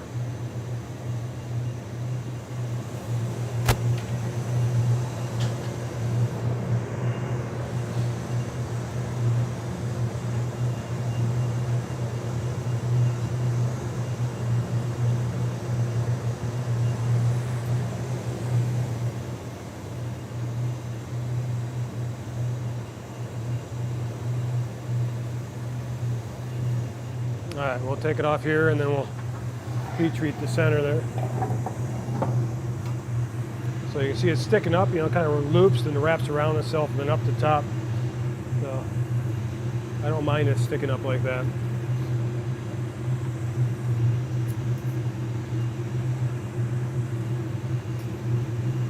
I gotta get better at you know, putting in the optic mold and not overheating it to lose the grooves. I mean, it's got the grooves, you know, from the color has some twirl to it, but it doesn't have the texture all the way up that it should. Because I overheat it and kind of lose that texture and just rounds itself out. All right. Heat treat this bottom.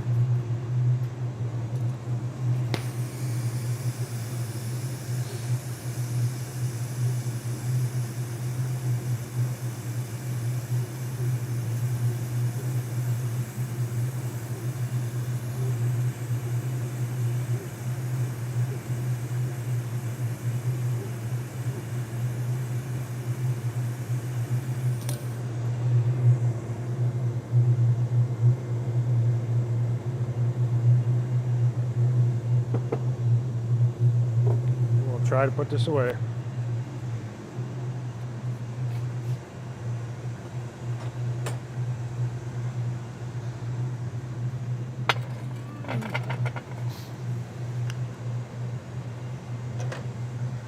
All right, so we did 5 pumpkins. I'm kind of really happy we got 5 pumpkins tonight. I think I'm going to switch to some other stuff, but I feel like before I switch to maybe doing a couple glasses, I did say I was hoping to kind of make a larger pumpkin. So before I switch over to maybe make a couple glasses, I'm going to try to make a medium to large size pumpkin. So something just a little bit bigger, which means I might switch to a different color. I should keep this color just because that's the color I've been working with and I'm used to it right now. So maybe we'll just keep this color. But I want to try and make a little bit bigger. I kind of want to push the size because I've been kind of working with the same gather. I'm going to push the size, kind of push my experience a little bit. Let's see if we can make one that's just larger. So in order to do that, we're going to get, I think, a little bigger of a punty.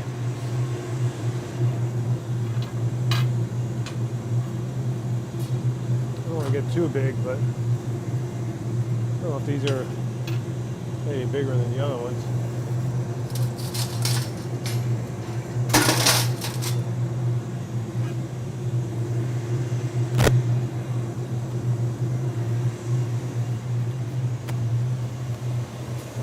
Seems about the same size.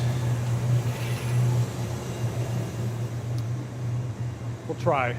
Maybe I'll start with a really small bubble and then try to get a small gather on top of that. So kind of two gathers for the start of it.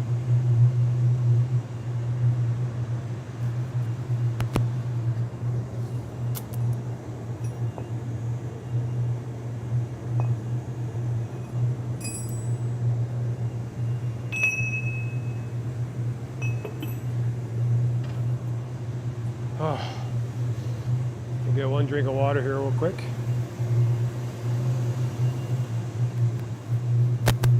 I'm not expecting this to get like super huge. I just want to try to make something larger than I'm making right now.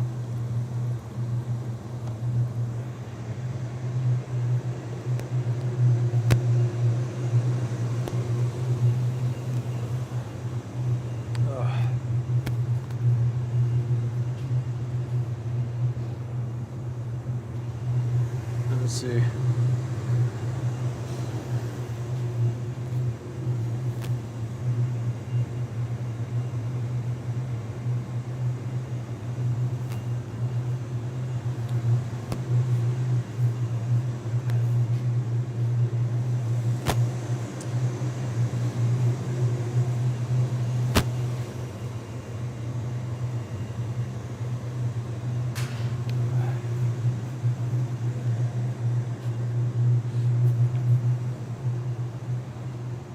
All right.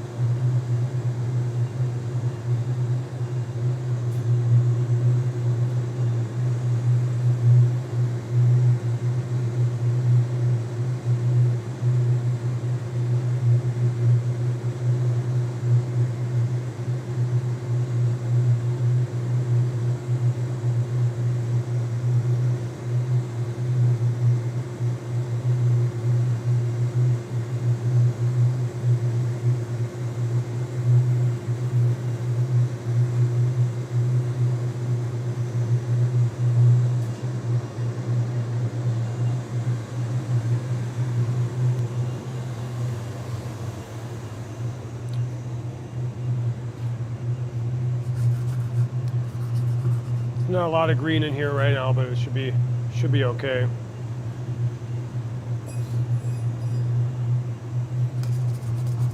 Could still use this a little lighter green, but we're going to stick with this one. It seems to warm up a lot, heat up a lot quicker, so I can work a little faster.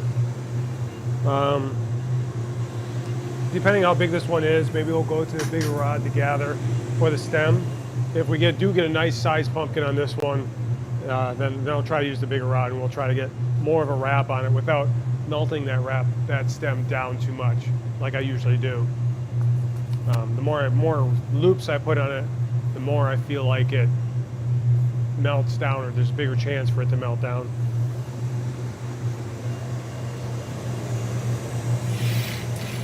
Okay. So we're going to do initial small gather here. So we're going to start really small. Just going to kind of what we call charge the rod. And put a little bit of glass on here. I'm just going to let it kind of cool a little bit. I don't want it to cool too much because I still have to blow the bubble.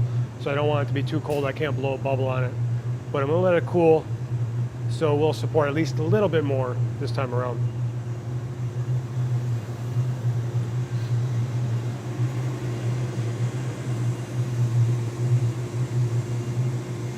Okay, now we'll try to get a bigger gather on this.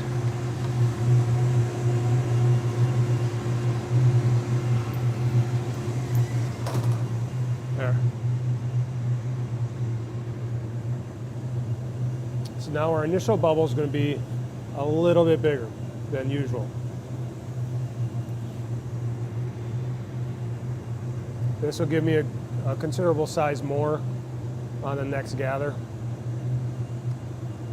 that I'll be putting the color on with.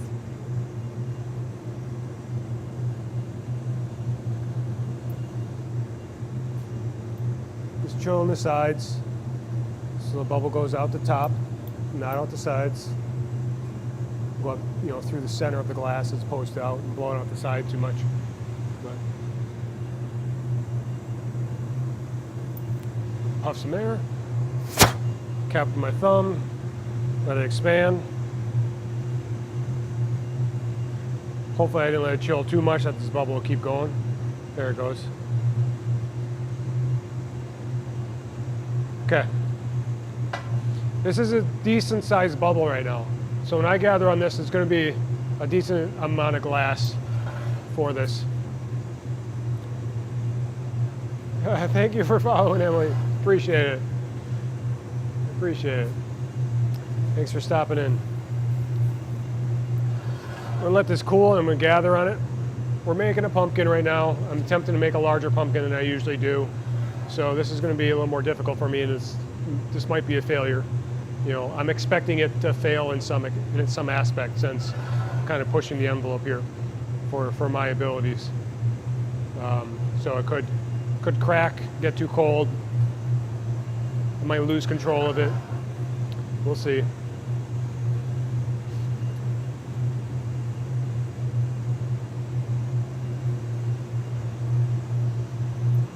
Okay, so I want to let this cool so I can gather more glass on it. If it's too hot, it's just going to melt the bubble away. It's going to melt the bubble away.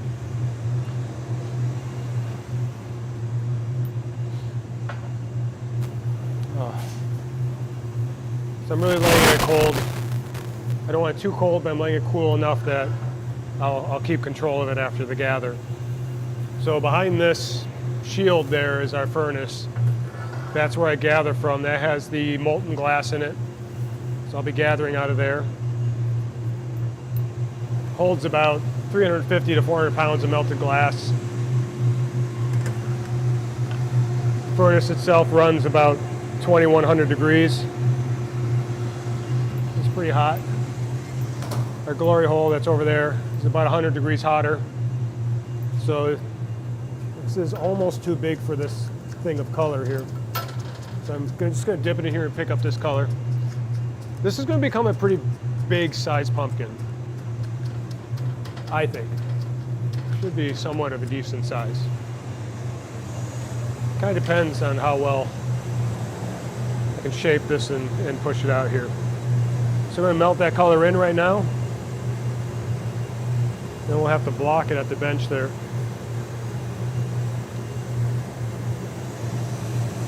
So the best time to gather color, to get the most color, is after you gather the glass on top of it. That's when the glass is going to be the hottest that you can basically get it. I can always heat it up here and get it back to a decent temperature, but it's never going to be as hot as it was when I gathered out of that annealer or out of the furnace. Yeah, I don't want to lose control of it, so I'm kind of being a little tentative on overheating it. And sometimes I'll lose control here because I just sometimes don't have the muscle strength depending on how much glass I have on here yet. So we're going to shape this a little bit. Just using a wooden block to round it out.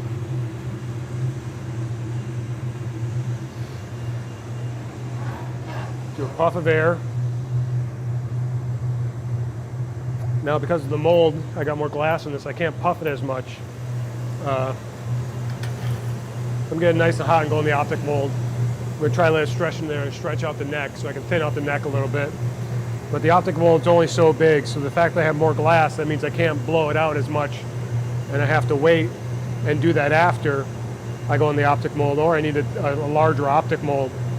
But I don't have one out, so I'm going to have to use the one I have, and I have to make sure that this is going to fit. So I think what I'm going to do, just kind of round it off there a little bit. Just going to smooth it out, kind of lengthen it a little bit to ensure that it's thin enough to go in the mold that's going to put the grooves in there. Heat this up, and now we can go in there. I don't have a camera on the optic mold right now. I'll probably have one on it sometime in the future when I have time to set up more cameras.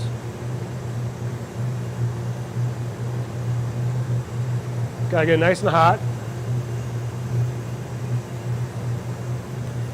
Now we're gonna let it settle in the optic mold. It's kind of a star pattern. It's still a little, come on. Still a little too big for it. Okay, we did get it in, we got it in.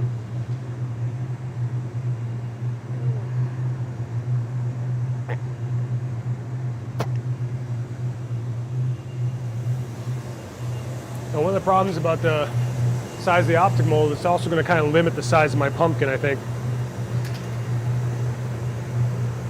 Because I did lose some glass because I just couldn't get it inside the mold. I don't know if you'll be able to see it here, just where the lines end. The lines end about here. So I have a lot of thickness right there that just didn't get into the mold.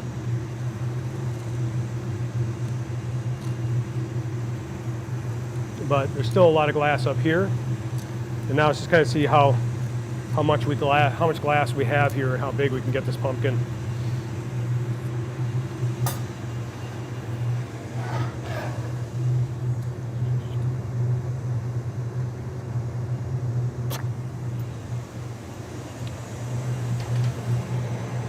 Which means I also might have to try to just blow it thinner because it will get a little bigger by blowing it thinner, which is chancing it cooling too fast before I can put the stem on it.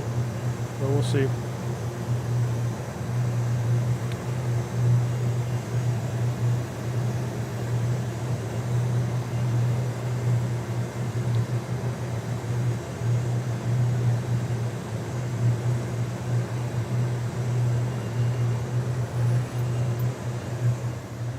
Same thing, we're just going to kind of neck it down and puff some air into it. Just kind of do this process for a little bit.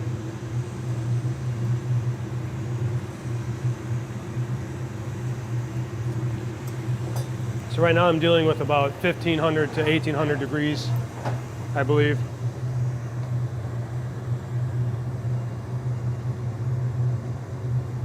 Not exactly sure what the exact temperature is, but it's still pretty hot. All right, we're gonna do that same thing that I did before, which is to hold it up and blow. So it tries to flatten itself at the same time. Kind of trying to round it off more. I have to watch because that top's gonna get hotter and the top's gonna blow up first.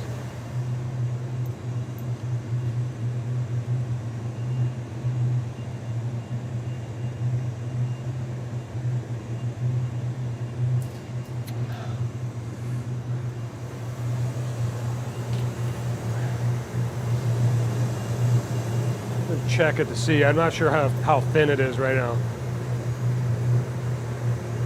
This might be as big as I want to get it right now, but I'm not sure.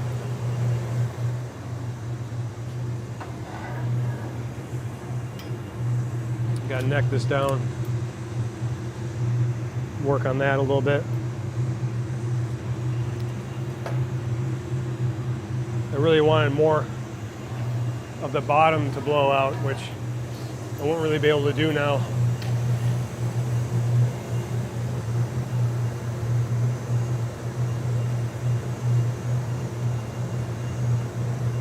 So this isn't getting as large as I was actually expecting. It's more of like a medium size-ish.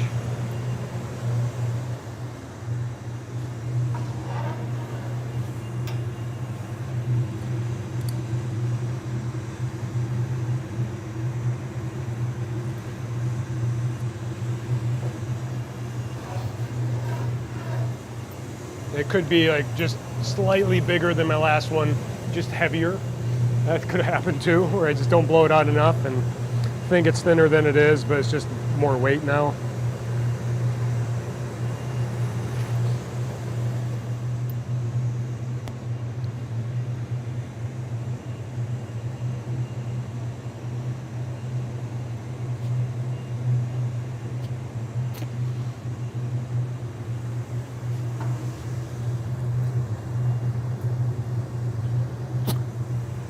All right, we're gonna go with that.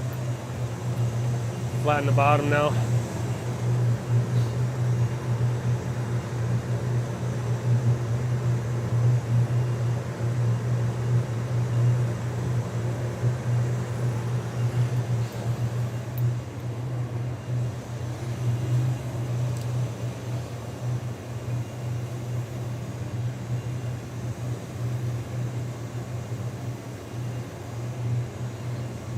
Try to let it settle on that jacks a little bit.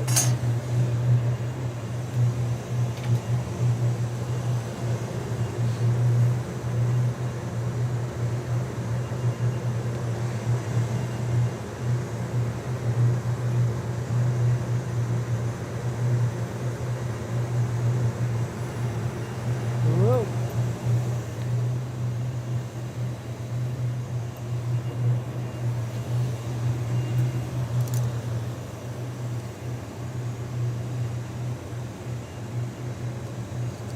Come on. Settle down. Okay. It's not as flat as I wanted on the bottom. It's got a small flatness to it. It should be okay as long as I can indent that, flatten out the top, and just kind of still finish off that shape.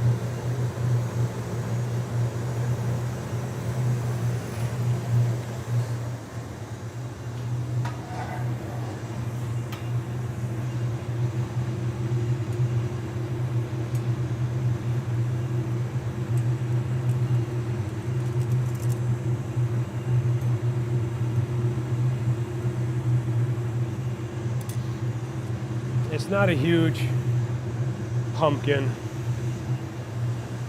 Feels like a huge pumpkin, when in reality it's not that big. Though granted, I don't want to go any bigger than the glory hole here because I don't want to have to open doors and stuff like that for a pumpkin right now.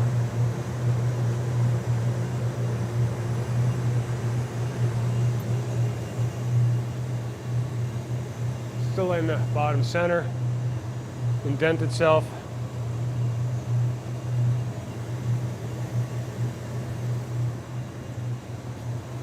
There we go. So now I'm going to hang it up, just kind of flash it, put some heat back into it. I'm going to hang it up and start gathering for the stem. I want more than I had before for the stem. I don't know if I can do that.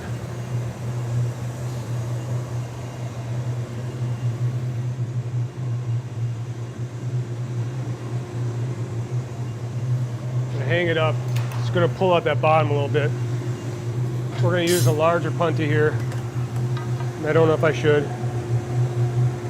Sometimes this doesn't really make a difference. Still put the green on there. It's got a little bit of white in there. I picked up some white on the stem.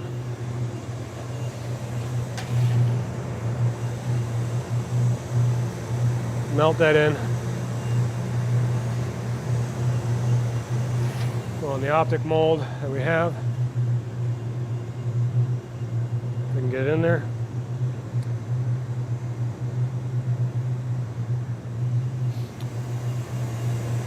Use that. Try to warm this up at the same time.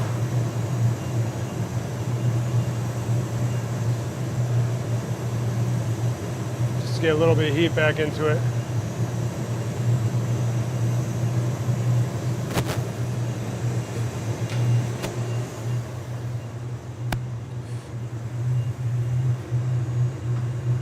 Try not to knock it on my head.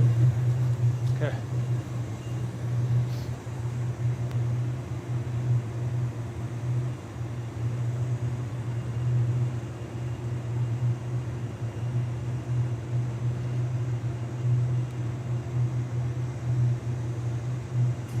Wrap this around here.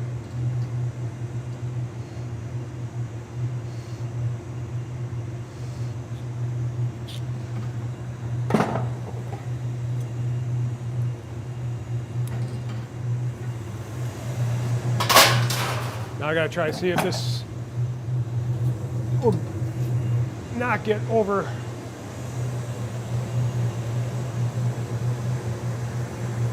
Won't get shocked from the heat here.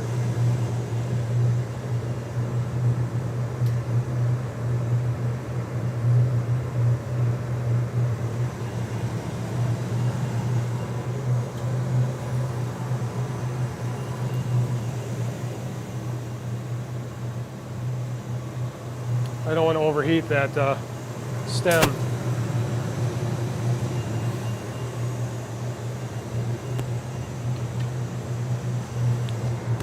So the stem wrapped on itself. It's sticking up a little bit, up the center. I got to heat treat the bottom now, so I'm going to go to the torch, kind of put some heat in the bottom.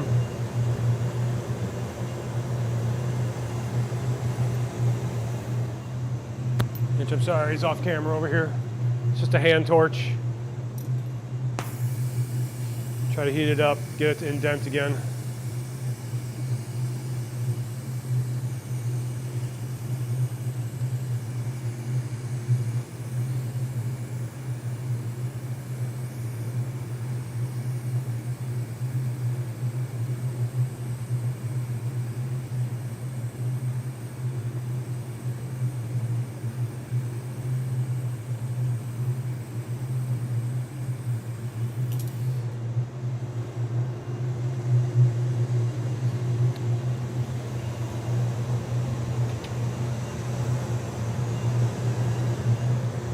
Now we put some heat where the punty's attached or where it's attached to the rod. Hopefully that'll heat up more and quicker, and I can get the bottom to indent so I can break it off here. I'll hold it up and see if it'll indent on itself. It's going a little bit, just kind of watching the top. letting that cool off a little bit. Try one more time. It also helps to kind of even out the heat.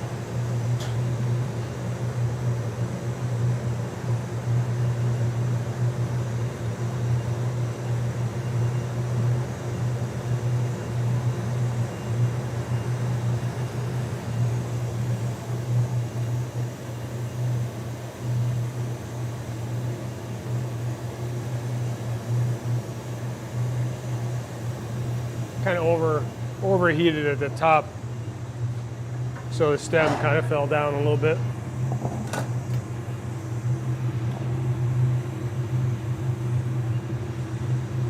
So now we're going to break it off here and take it to the torch and heat treat that bottom. Hopefully we can get that bottom to sit flat.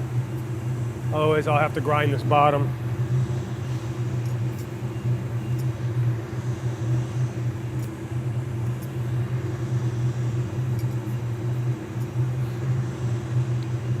I haven't been getting the pumpkins to indent as much as I would want tonight, but some of them are okay still. A couple of them might need to be ground just a little bit. Let's grab with the grabbers here. A little tap off. Now we're going to torch that little indent in the bottom and try to flatten it out.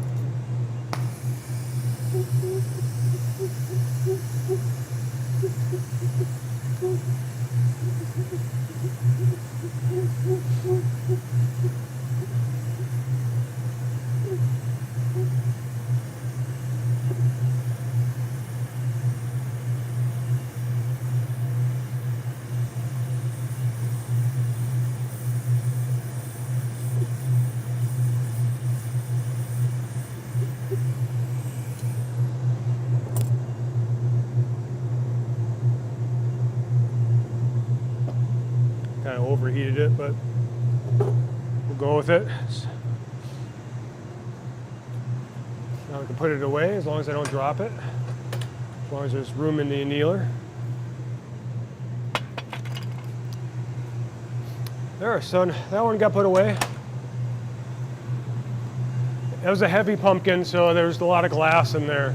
So I could still have blown that one bigger, and I think most of the weight's on the bottom, just because when you go inside the glory hole, the heat's mostly on the top then. Because when you go in, that's what's closest to the heat is the top of their piece. So if you don't blow at the bottom as much, which I had issue with the optic mold,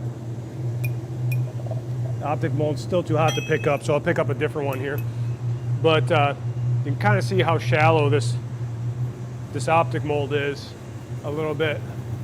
So when I blew it in there, most of the glass went in, but there was still a chunk that was sitting out and wouldn't go in there. So I still had a lot of thickness of glass that was sticking out. And I really needed a little bigger optic mold to let it all settle in there. And then I could have blown it out and the top of it would have stretched and thinned out. And then I would have had a thinner bottom on it and it wouldn't have been as heavy. And then most of that glass would have been in the top of the piece. And I could have blown out and gotten a little bigger. So that pumpkin's heavier than I want it to be.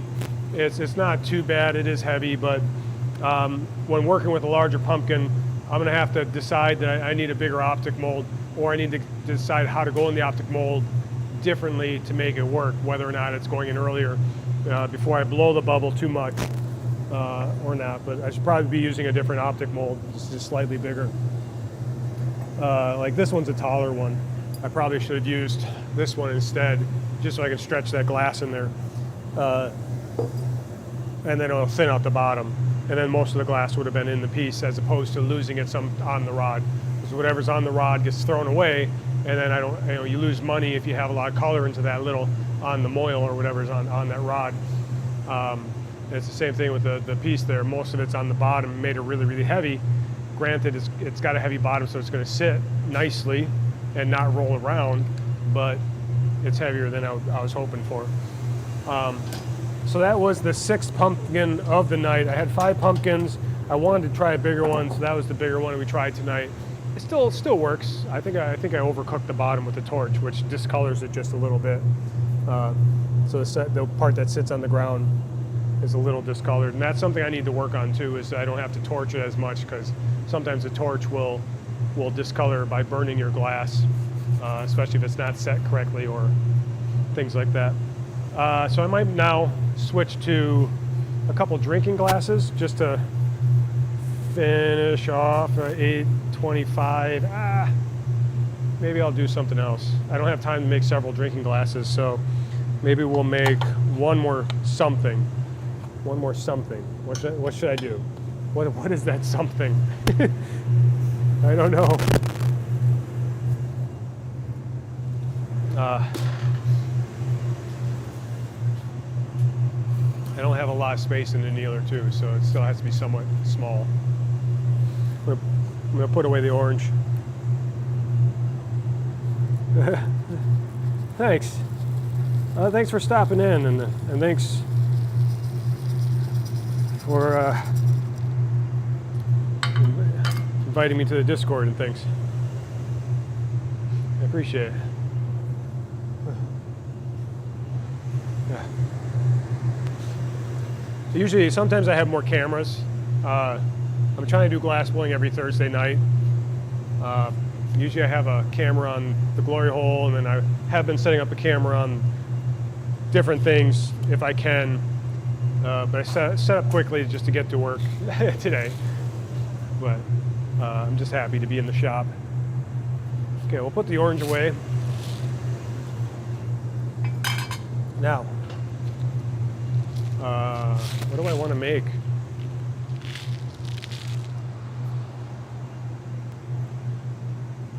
So basically making a drinking glass is kind of the start to any other piece. So a lot of times I just make drinking glasses to get into the swing of it.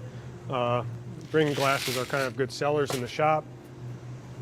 So it's not, it's not too bad to make them, but they kind of work on your basic skills to get started. Right now I feel like maybe next stream I'll make some drinking glasses just as productive, or maybe I'll do that off stream sometime, but I feel like every time I get to the shop I should stream. Like, it makes me more productive. Let's see here. I think maybe I'll just make a vase. We're going to use red and orange. Let's use red and yellow, because they'll kind of mix. They'll mix together a little bit and make an orange as well.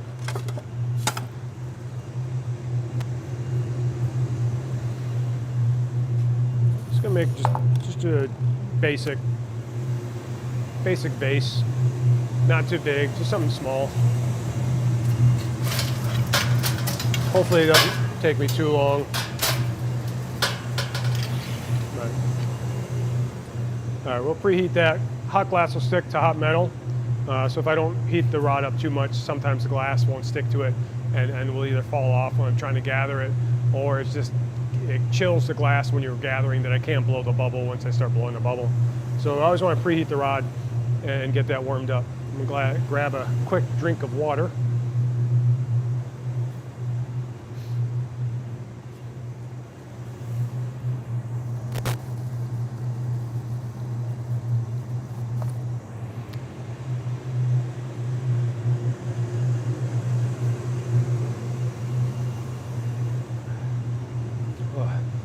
So everything I make is going into a annealer over there. I don't know, you can't see. There's one over here too, but these annealers are set to 900 degrees. So when you make a piece, every time you finish your piece, you want to put it in the annealer, and then they'll go through a cooling cycle. So the different thickness of glass, the different colors of glass will cool at a different rate. So you want to put it in an annealer, and when you're done for the day, the annealer will go through a cooling cycle, which goes through about an 8-hour period of cooling, starting from 900 degrees, working its way down to about room temperature. And that will slowly get rid of any tension in the glass, because of the different cooling rates. So then it cools at an even process and gets rid of that tension. And then it's shelf stable, as we call it, shelf stable. If I was to make something and put it out here, it would cool too quickly and start having tension in it, and it'll start tugging at the different colors, tug at each other, different thicknesses tug at each other, and eventually it just breaks, and either breaks in half or it can completely pop and shatter. It all depends.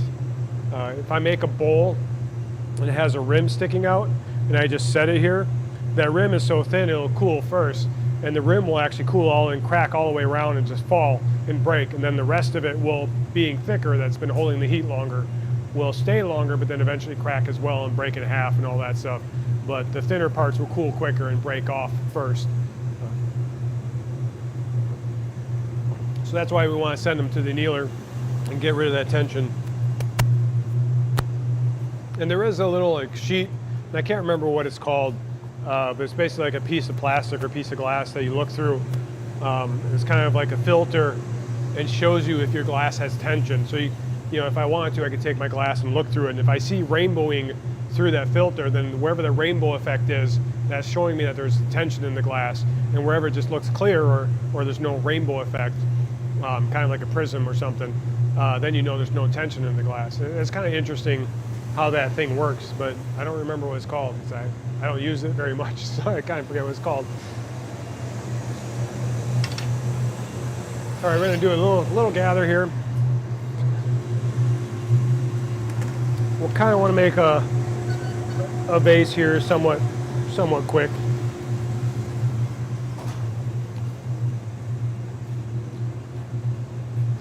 I'm doing this all wrong because I'm not figuring out how I want to do my color yet.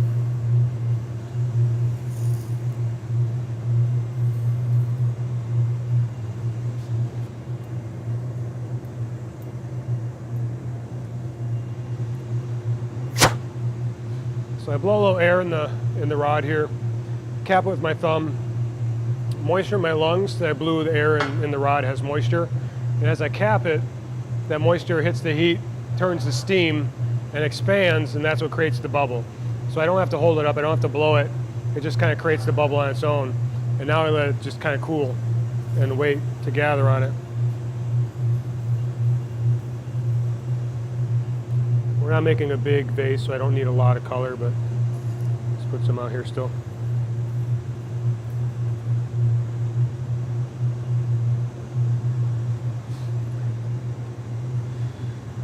So I'm going to let this cool so I can gather more glass on it.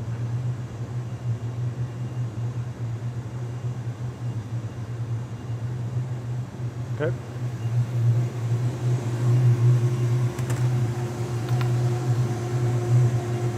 Gather a little bit of glass. Now that we gathered, we're going to put that color on it. There's more color down here than I need.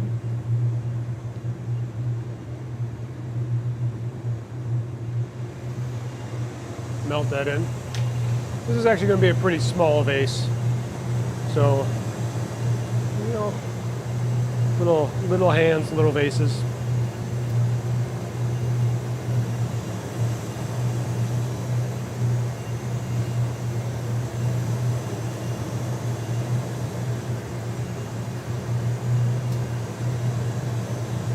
Melt that color in.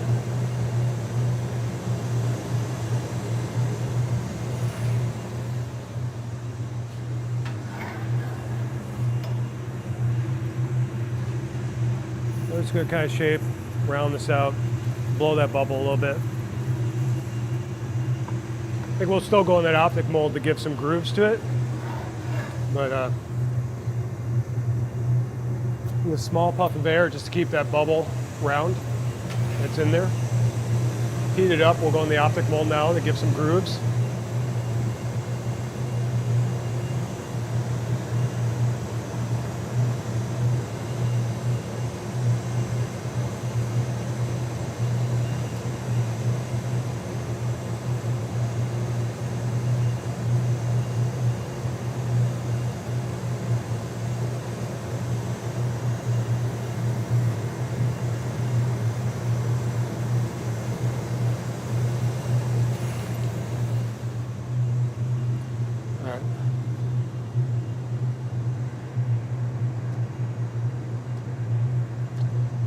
So we're going in the same mold we use for the pumpkins. But I'm going to try something a little different here.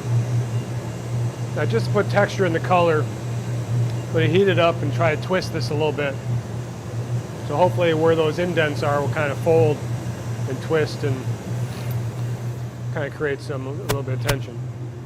So let's start by using a little bit of friction on the marver here and just kind of twist it a little bit. So the color will twist, where it's indented will twist,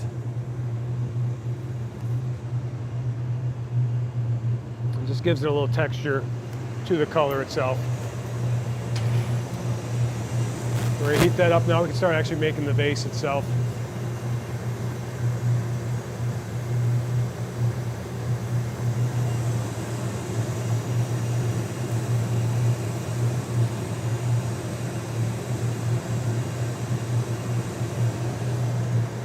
We'll get it nice and hot. Try to stretch out the neck.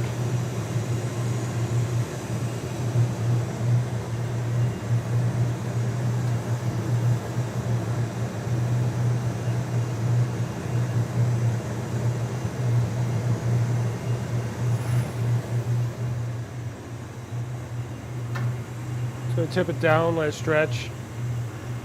Get a small puff of air.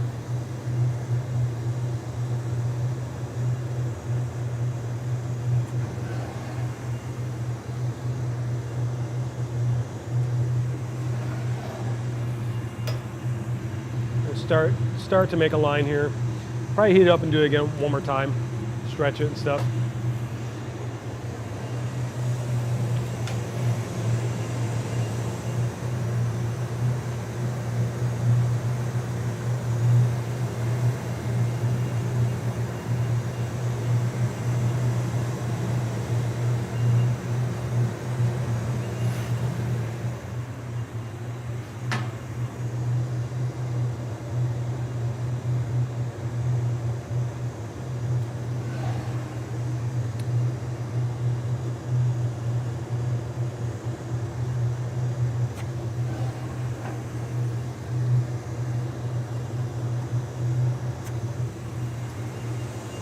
Now we're going to heat it, kind of flatten the bottom a little bit, neck it down again.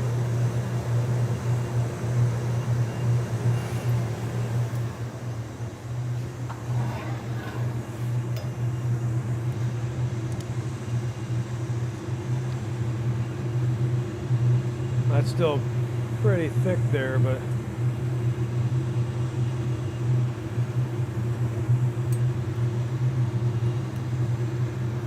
let me heat it up one more time so I can indent that.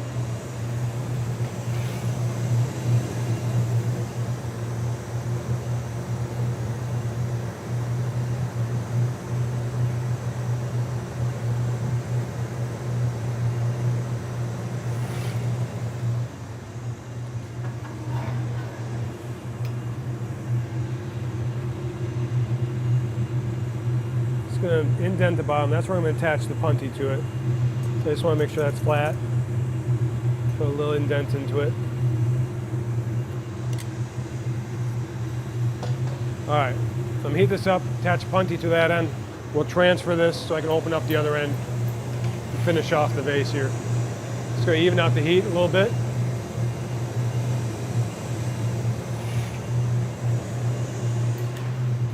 Grab a punty here. Gather a little bit of glass on it. We're just going to marver this to a point. And we're going to attach this to the bottom.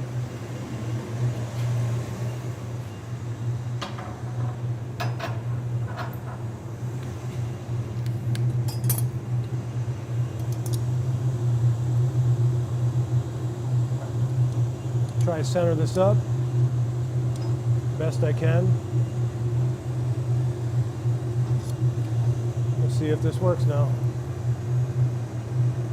Put a little water on there, tap it off. Now we can heat this other side of it.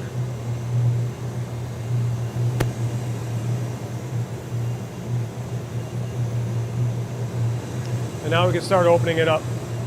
Got to put a lot of heat into the top of it. That's where it's really cold right now because that was closest to the rod. So now I got to kind of heat that up. Got to make sure my punty that I just attached to it doesn't get too cold, so it doesn't just pop off there. But we really want to heat that top of it and get that nice and warm.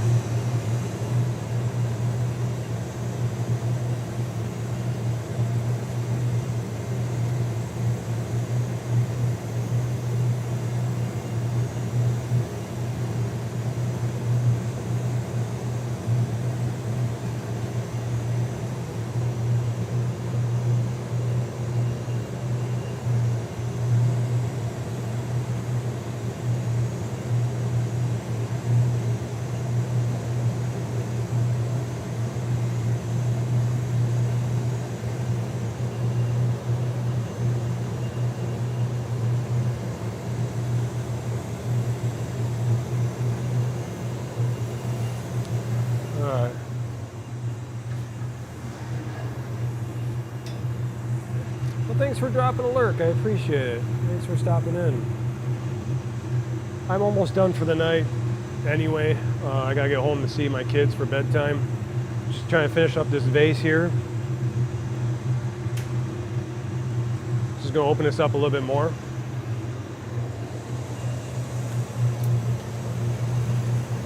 I appreciate you stopping in though and saying hi. It's very kind of you.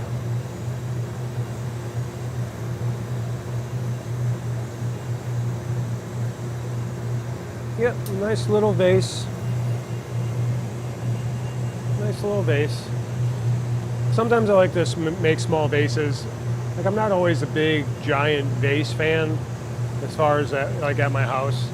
I like having the giant vases when you like get a giant like bouquet or something and I go, I'm gonna get my wife a giant bouquet, but a lot of times it's the smaller vases you look for more often, you know, if your kids are bringing you flowers from the garden or dandelions, things like that. Sometimes you need a small vase.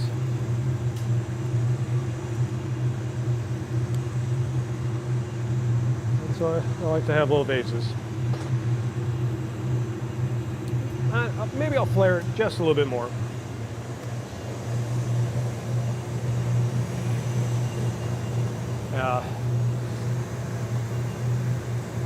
You always need some small vases.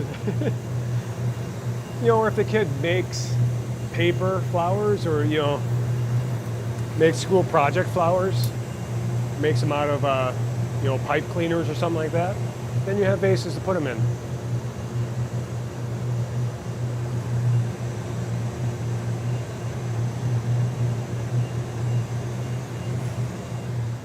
You're just going to widen this lip a little bit more.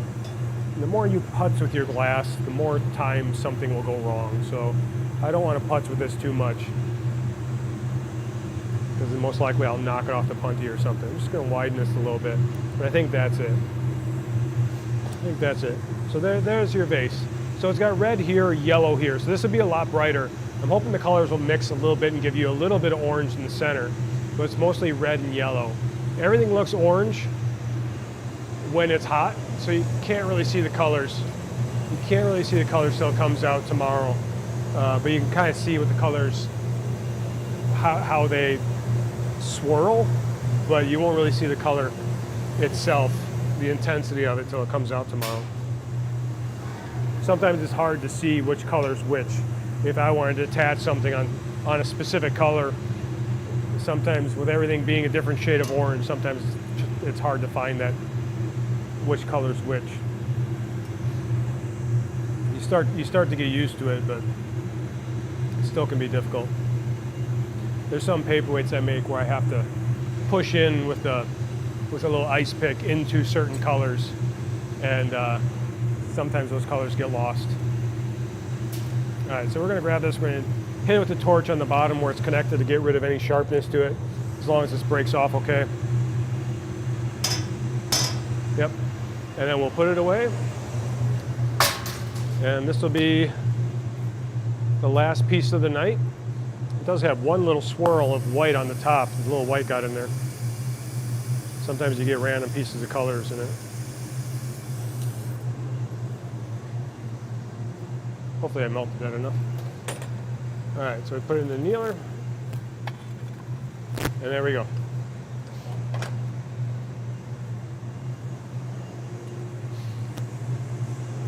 Oh, I think it's a pretty productive day. 5 normal pumpkins, 1 larger pumpkin that's a little heavier, and 1 single vase in about a 2-hour time period. That's pretty good for me. I'm kind of happy with that. It's a good productive day. I got to charge the furnace, so which means I got to throw little nuggets of glass in there to fill it back up. I might leave the stream up just while I'm doing that if anyone wants to see how we charge the furnace. It's not very exciting, but you can kind of see how we fill it up with glass. If you have any questions about the glass while I'm filling up the furnace, or stoking the furnace that we say, feel free to ask any questions.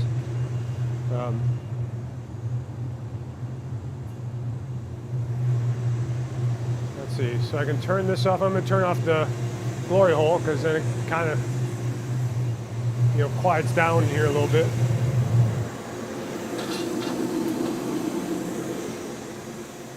There.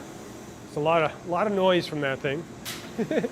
Move this out of the way for a second. This kind of blocks a lot of the heat. So whenever I open the furnace up, it blocks the heat that radiates out from that, over 2,000 degree furnace. This is the chute we use to throw the glass back into the furnace here. So we buy pallets of glass, basically. And this glass, I always say it looks like little ice cubes, but it's basically just cullet, and we fill up the chute here.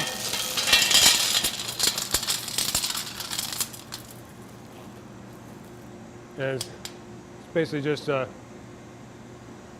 pillows of glass. Well, the center furnace is always on, so that one's always running. We never shut that one off. It's been running for about 7 years now. And if the power ever goes out, because it runs on natural gas and also has electric, just room fans or whatever you want to call it, blowers that blow room air into it. So if the power ever goes out, it actually calls us to let us know. It's on an automatic dialer that just calls us and says, furnace down or whatever, furnace needs attention. And then we have to drive here and either attach it to propane tanks or something to get it running again to keep it warm. Because if this ever shuts down with the 200 to 400 pounds of glass that's inside there that's molten, it'll cool. And of course, when glass cools, it expands. And if it cools enough and expands enough, it'll break the crucible that's in there, and then the rest of the glass will leak out and just kind of drip on the floor. So this is always running. Plus, if we ever shut this off, it takes a long time to get it back up to temperature. So we don't ever want to turn this off because we want to be productive and want to be productive pretty much every day if we can. But the glory holes that we work in, those we turn on and off depending on the day because they don't take as long to warm up. It usually takes about an hour to 2 hours to warm them up. So. I sometimes like to show when I stoke the furnace because it shows what the behind the scenes are a little bit. I don't think, you see a glass being made, it's really exciting and stuff like that, but there's a lot of stuff that can happen behind the scenes. A lot of things you don't see too is like the finishing of some of the pieces. So some of the pieces will need to be ground or cold worked, we call it. So I'll go in the back and grind them down and things like that. That's why if we have a torch, we can heat the bottom where the punty was and melt it down, and then we don't have to cold work it. But if we make a bunch of pieces, sometimes I make a bunch of drinking glasses, and if I have 10 of them, then I need to take in the back and grind away the punties, or even just chisel the punty down, the little piece of glass that's left from where it was attached. That's like an extra hour of work or so, and that's a lot of time, and you want to be productive, you want to blow glass and make stuff. Sometimes you don't want to sit there in the back and grind stuff all the time. When I make my Mega Man Marinis, or my 8-bit Marinis, I call them, those have an incredible amount of grinding to them because, I pull it like taffy to make this cane of an 8-bit figure. So like my last one was a Mega Man. And then I have to slice it up into a bunch of slices using a saw to make it as thin as slices as I can. And then I have to grind every single one of those slices on both sides to make it, I can grab one and try to show you what I mean, to make it clear, and polished. And I have to go down the grits, so in an 8-hour period, I might grind 10 of them, and get 10 of them done. And it's, you really have to like doing the product of your piece to spend 10 hours of grinding away your fingernails on really, really thin, less than a dime thickness piece of glass.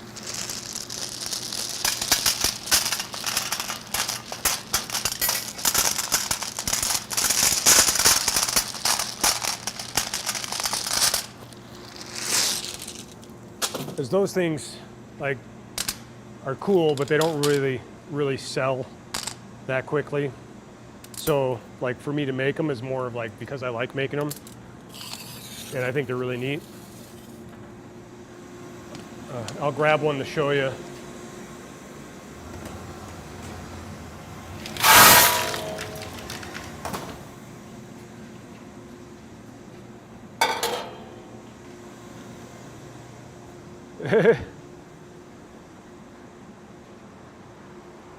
Let me grab one of those. See if I have one in here.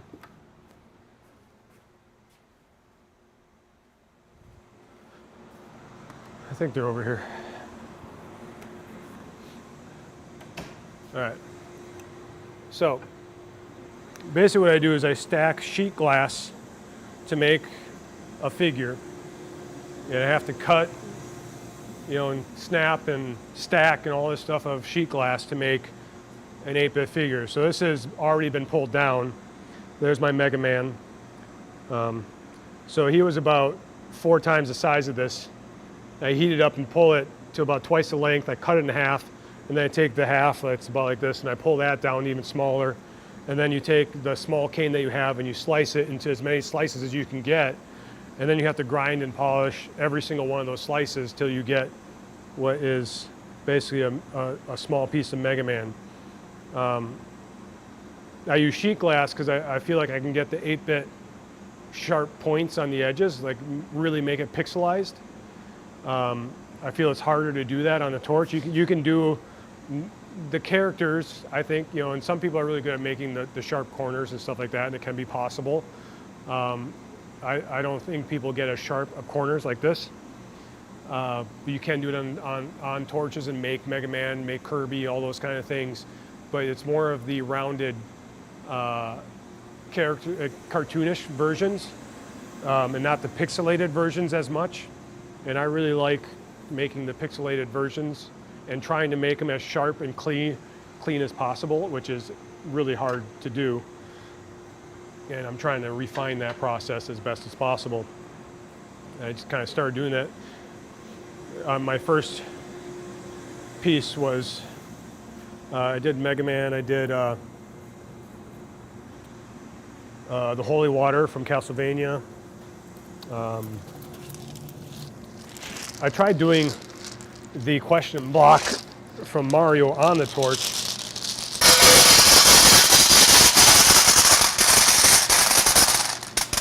My problem with that was I did it on the torch and kind of misjudged the size of it, and it ended up being a really huge block that I'm trying to hold and do stuff with. And I think that was the point. I said I got to redefine how I'm doing this or get better at doing smaller versions of it.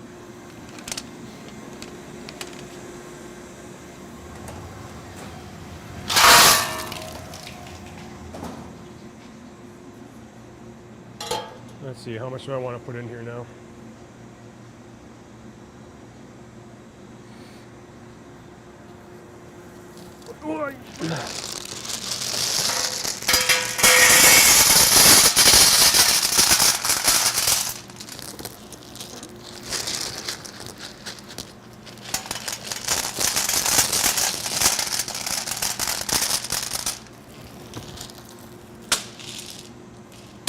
I think I want to put this whole bag in at least.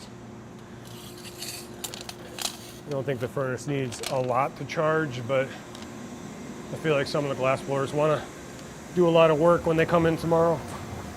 So, or the next time they come in. It's better to kind of let the furnace cook for a while, because as you throw more glass in there, there's more possibility of bubbles in your glass. So to really try to get rid of the bubbles, you want the glass to cook a little bit more as far as just length of time before you start working with it. Just kind of cut myself a little bit on a piece of glass on the side of this.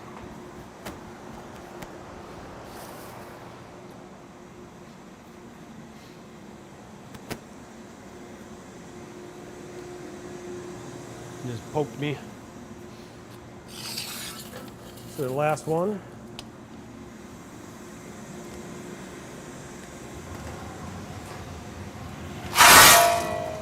Throw that in there. set this to the side.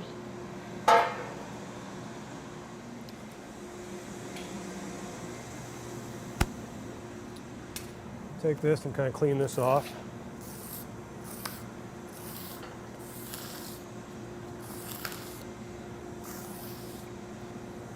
A lot of times you have to watch what's on the ground, because like sometimes people want to pick things up off the ground because it looks so pretty, or it's like something, little things you knocked off your piece you're working on, they're like, oh, it looks so pretty, and they try to pick it up, but you never know how sharp it is, you never know how hot it is, so you have to make sure you never like pick things off the ground. So you always try to use tweezers or something, or you got to make sure it's cold before you pick it up.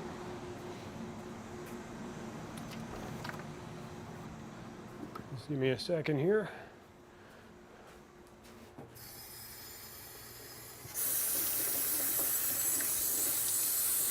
Get any glass dust off my hands.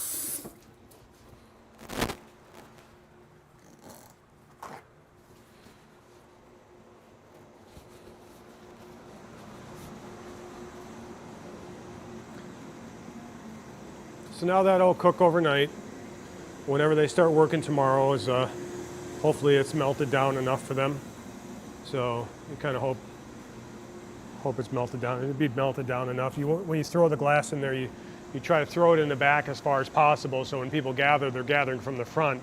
And so as the glass melts, it's going to flow to the front, and that means most of the bubbles will stay in the back as it's melting, and hopefully as it comes forward, as it melts and stuff, and the bubbles are warmed out of it, it'll flow forward, and then as you're using it, it'll eventually be the glass that you're using. But I'm going to end the stream here so I can get home and try to see my kids, because they're probably waiting up until I get home. So thanks to everyone for watching. I really appreciate everyone that stopped in and say hi, hung out, lurked, all those things. I really appreciate it.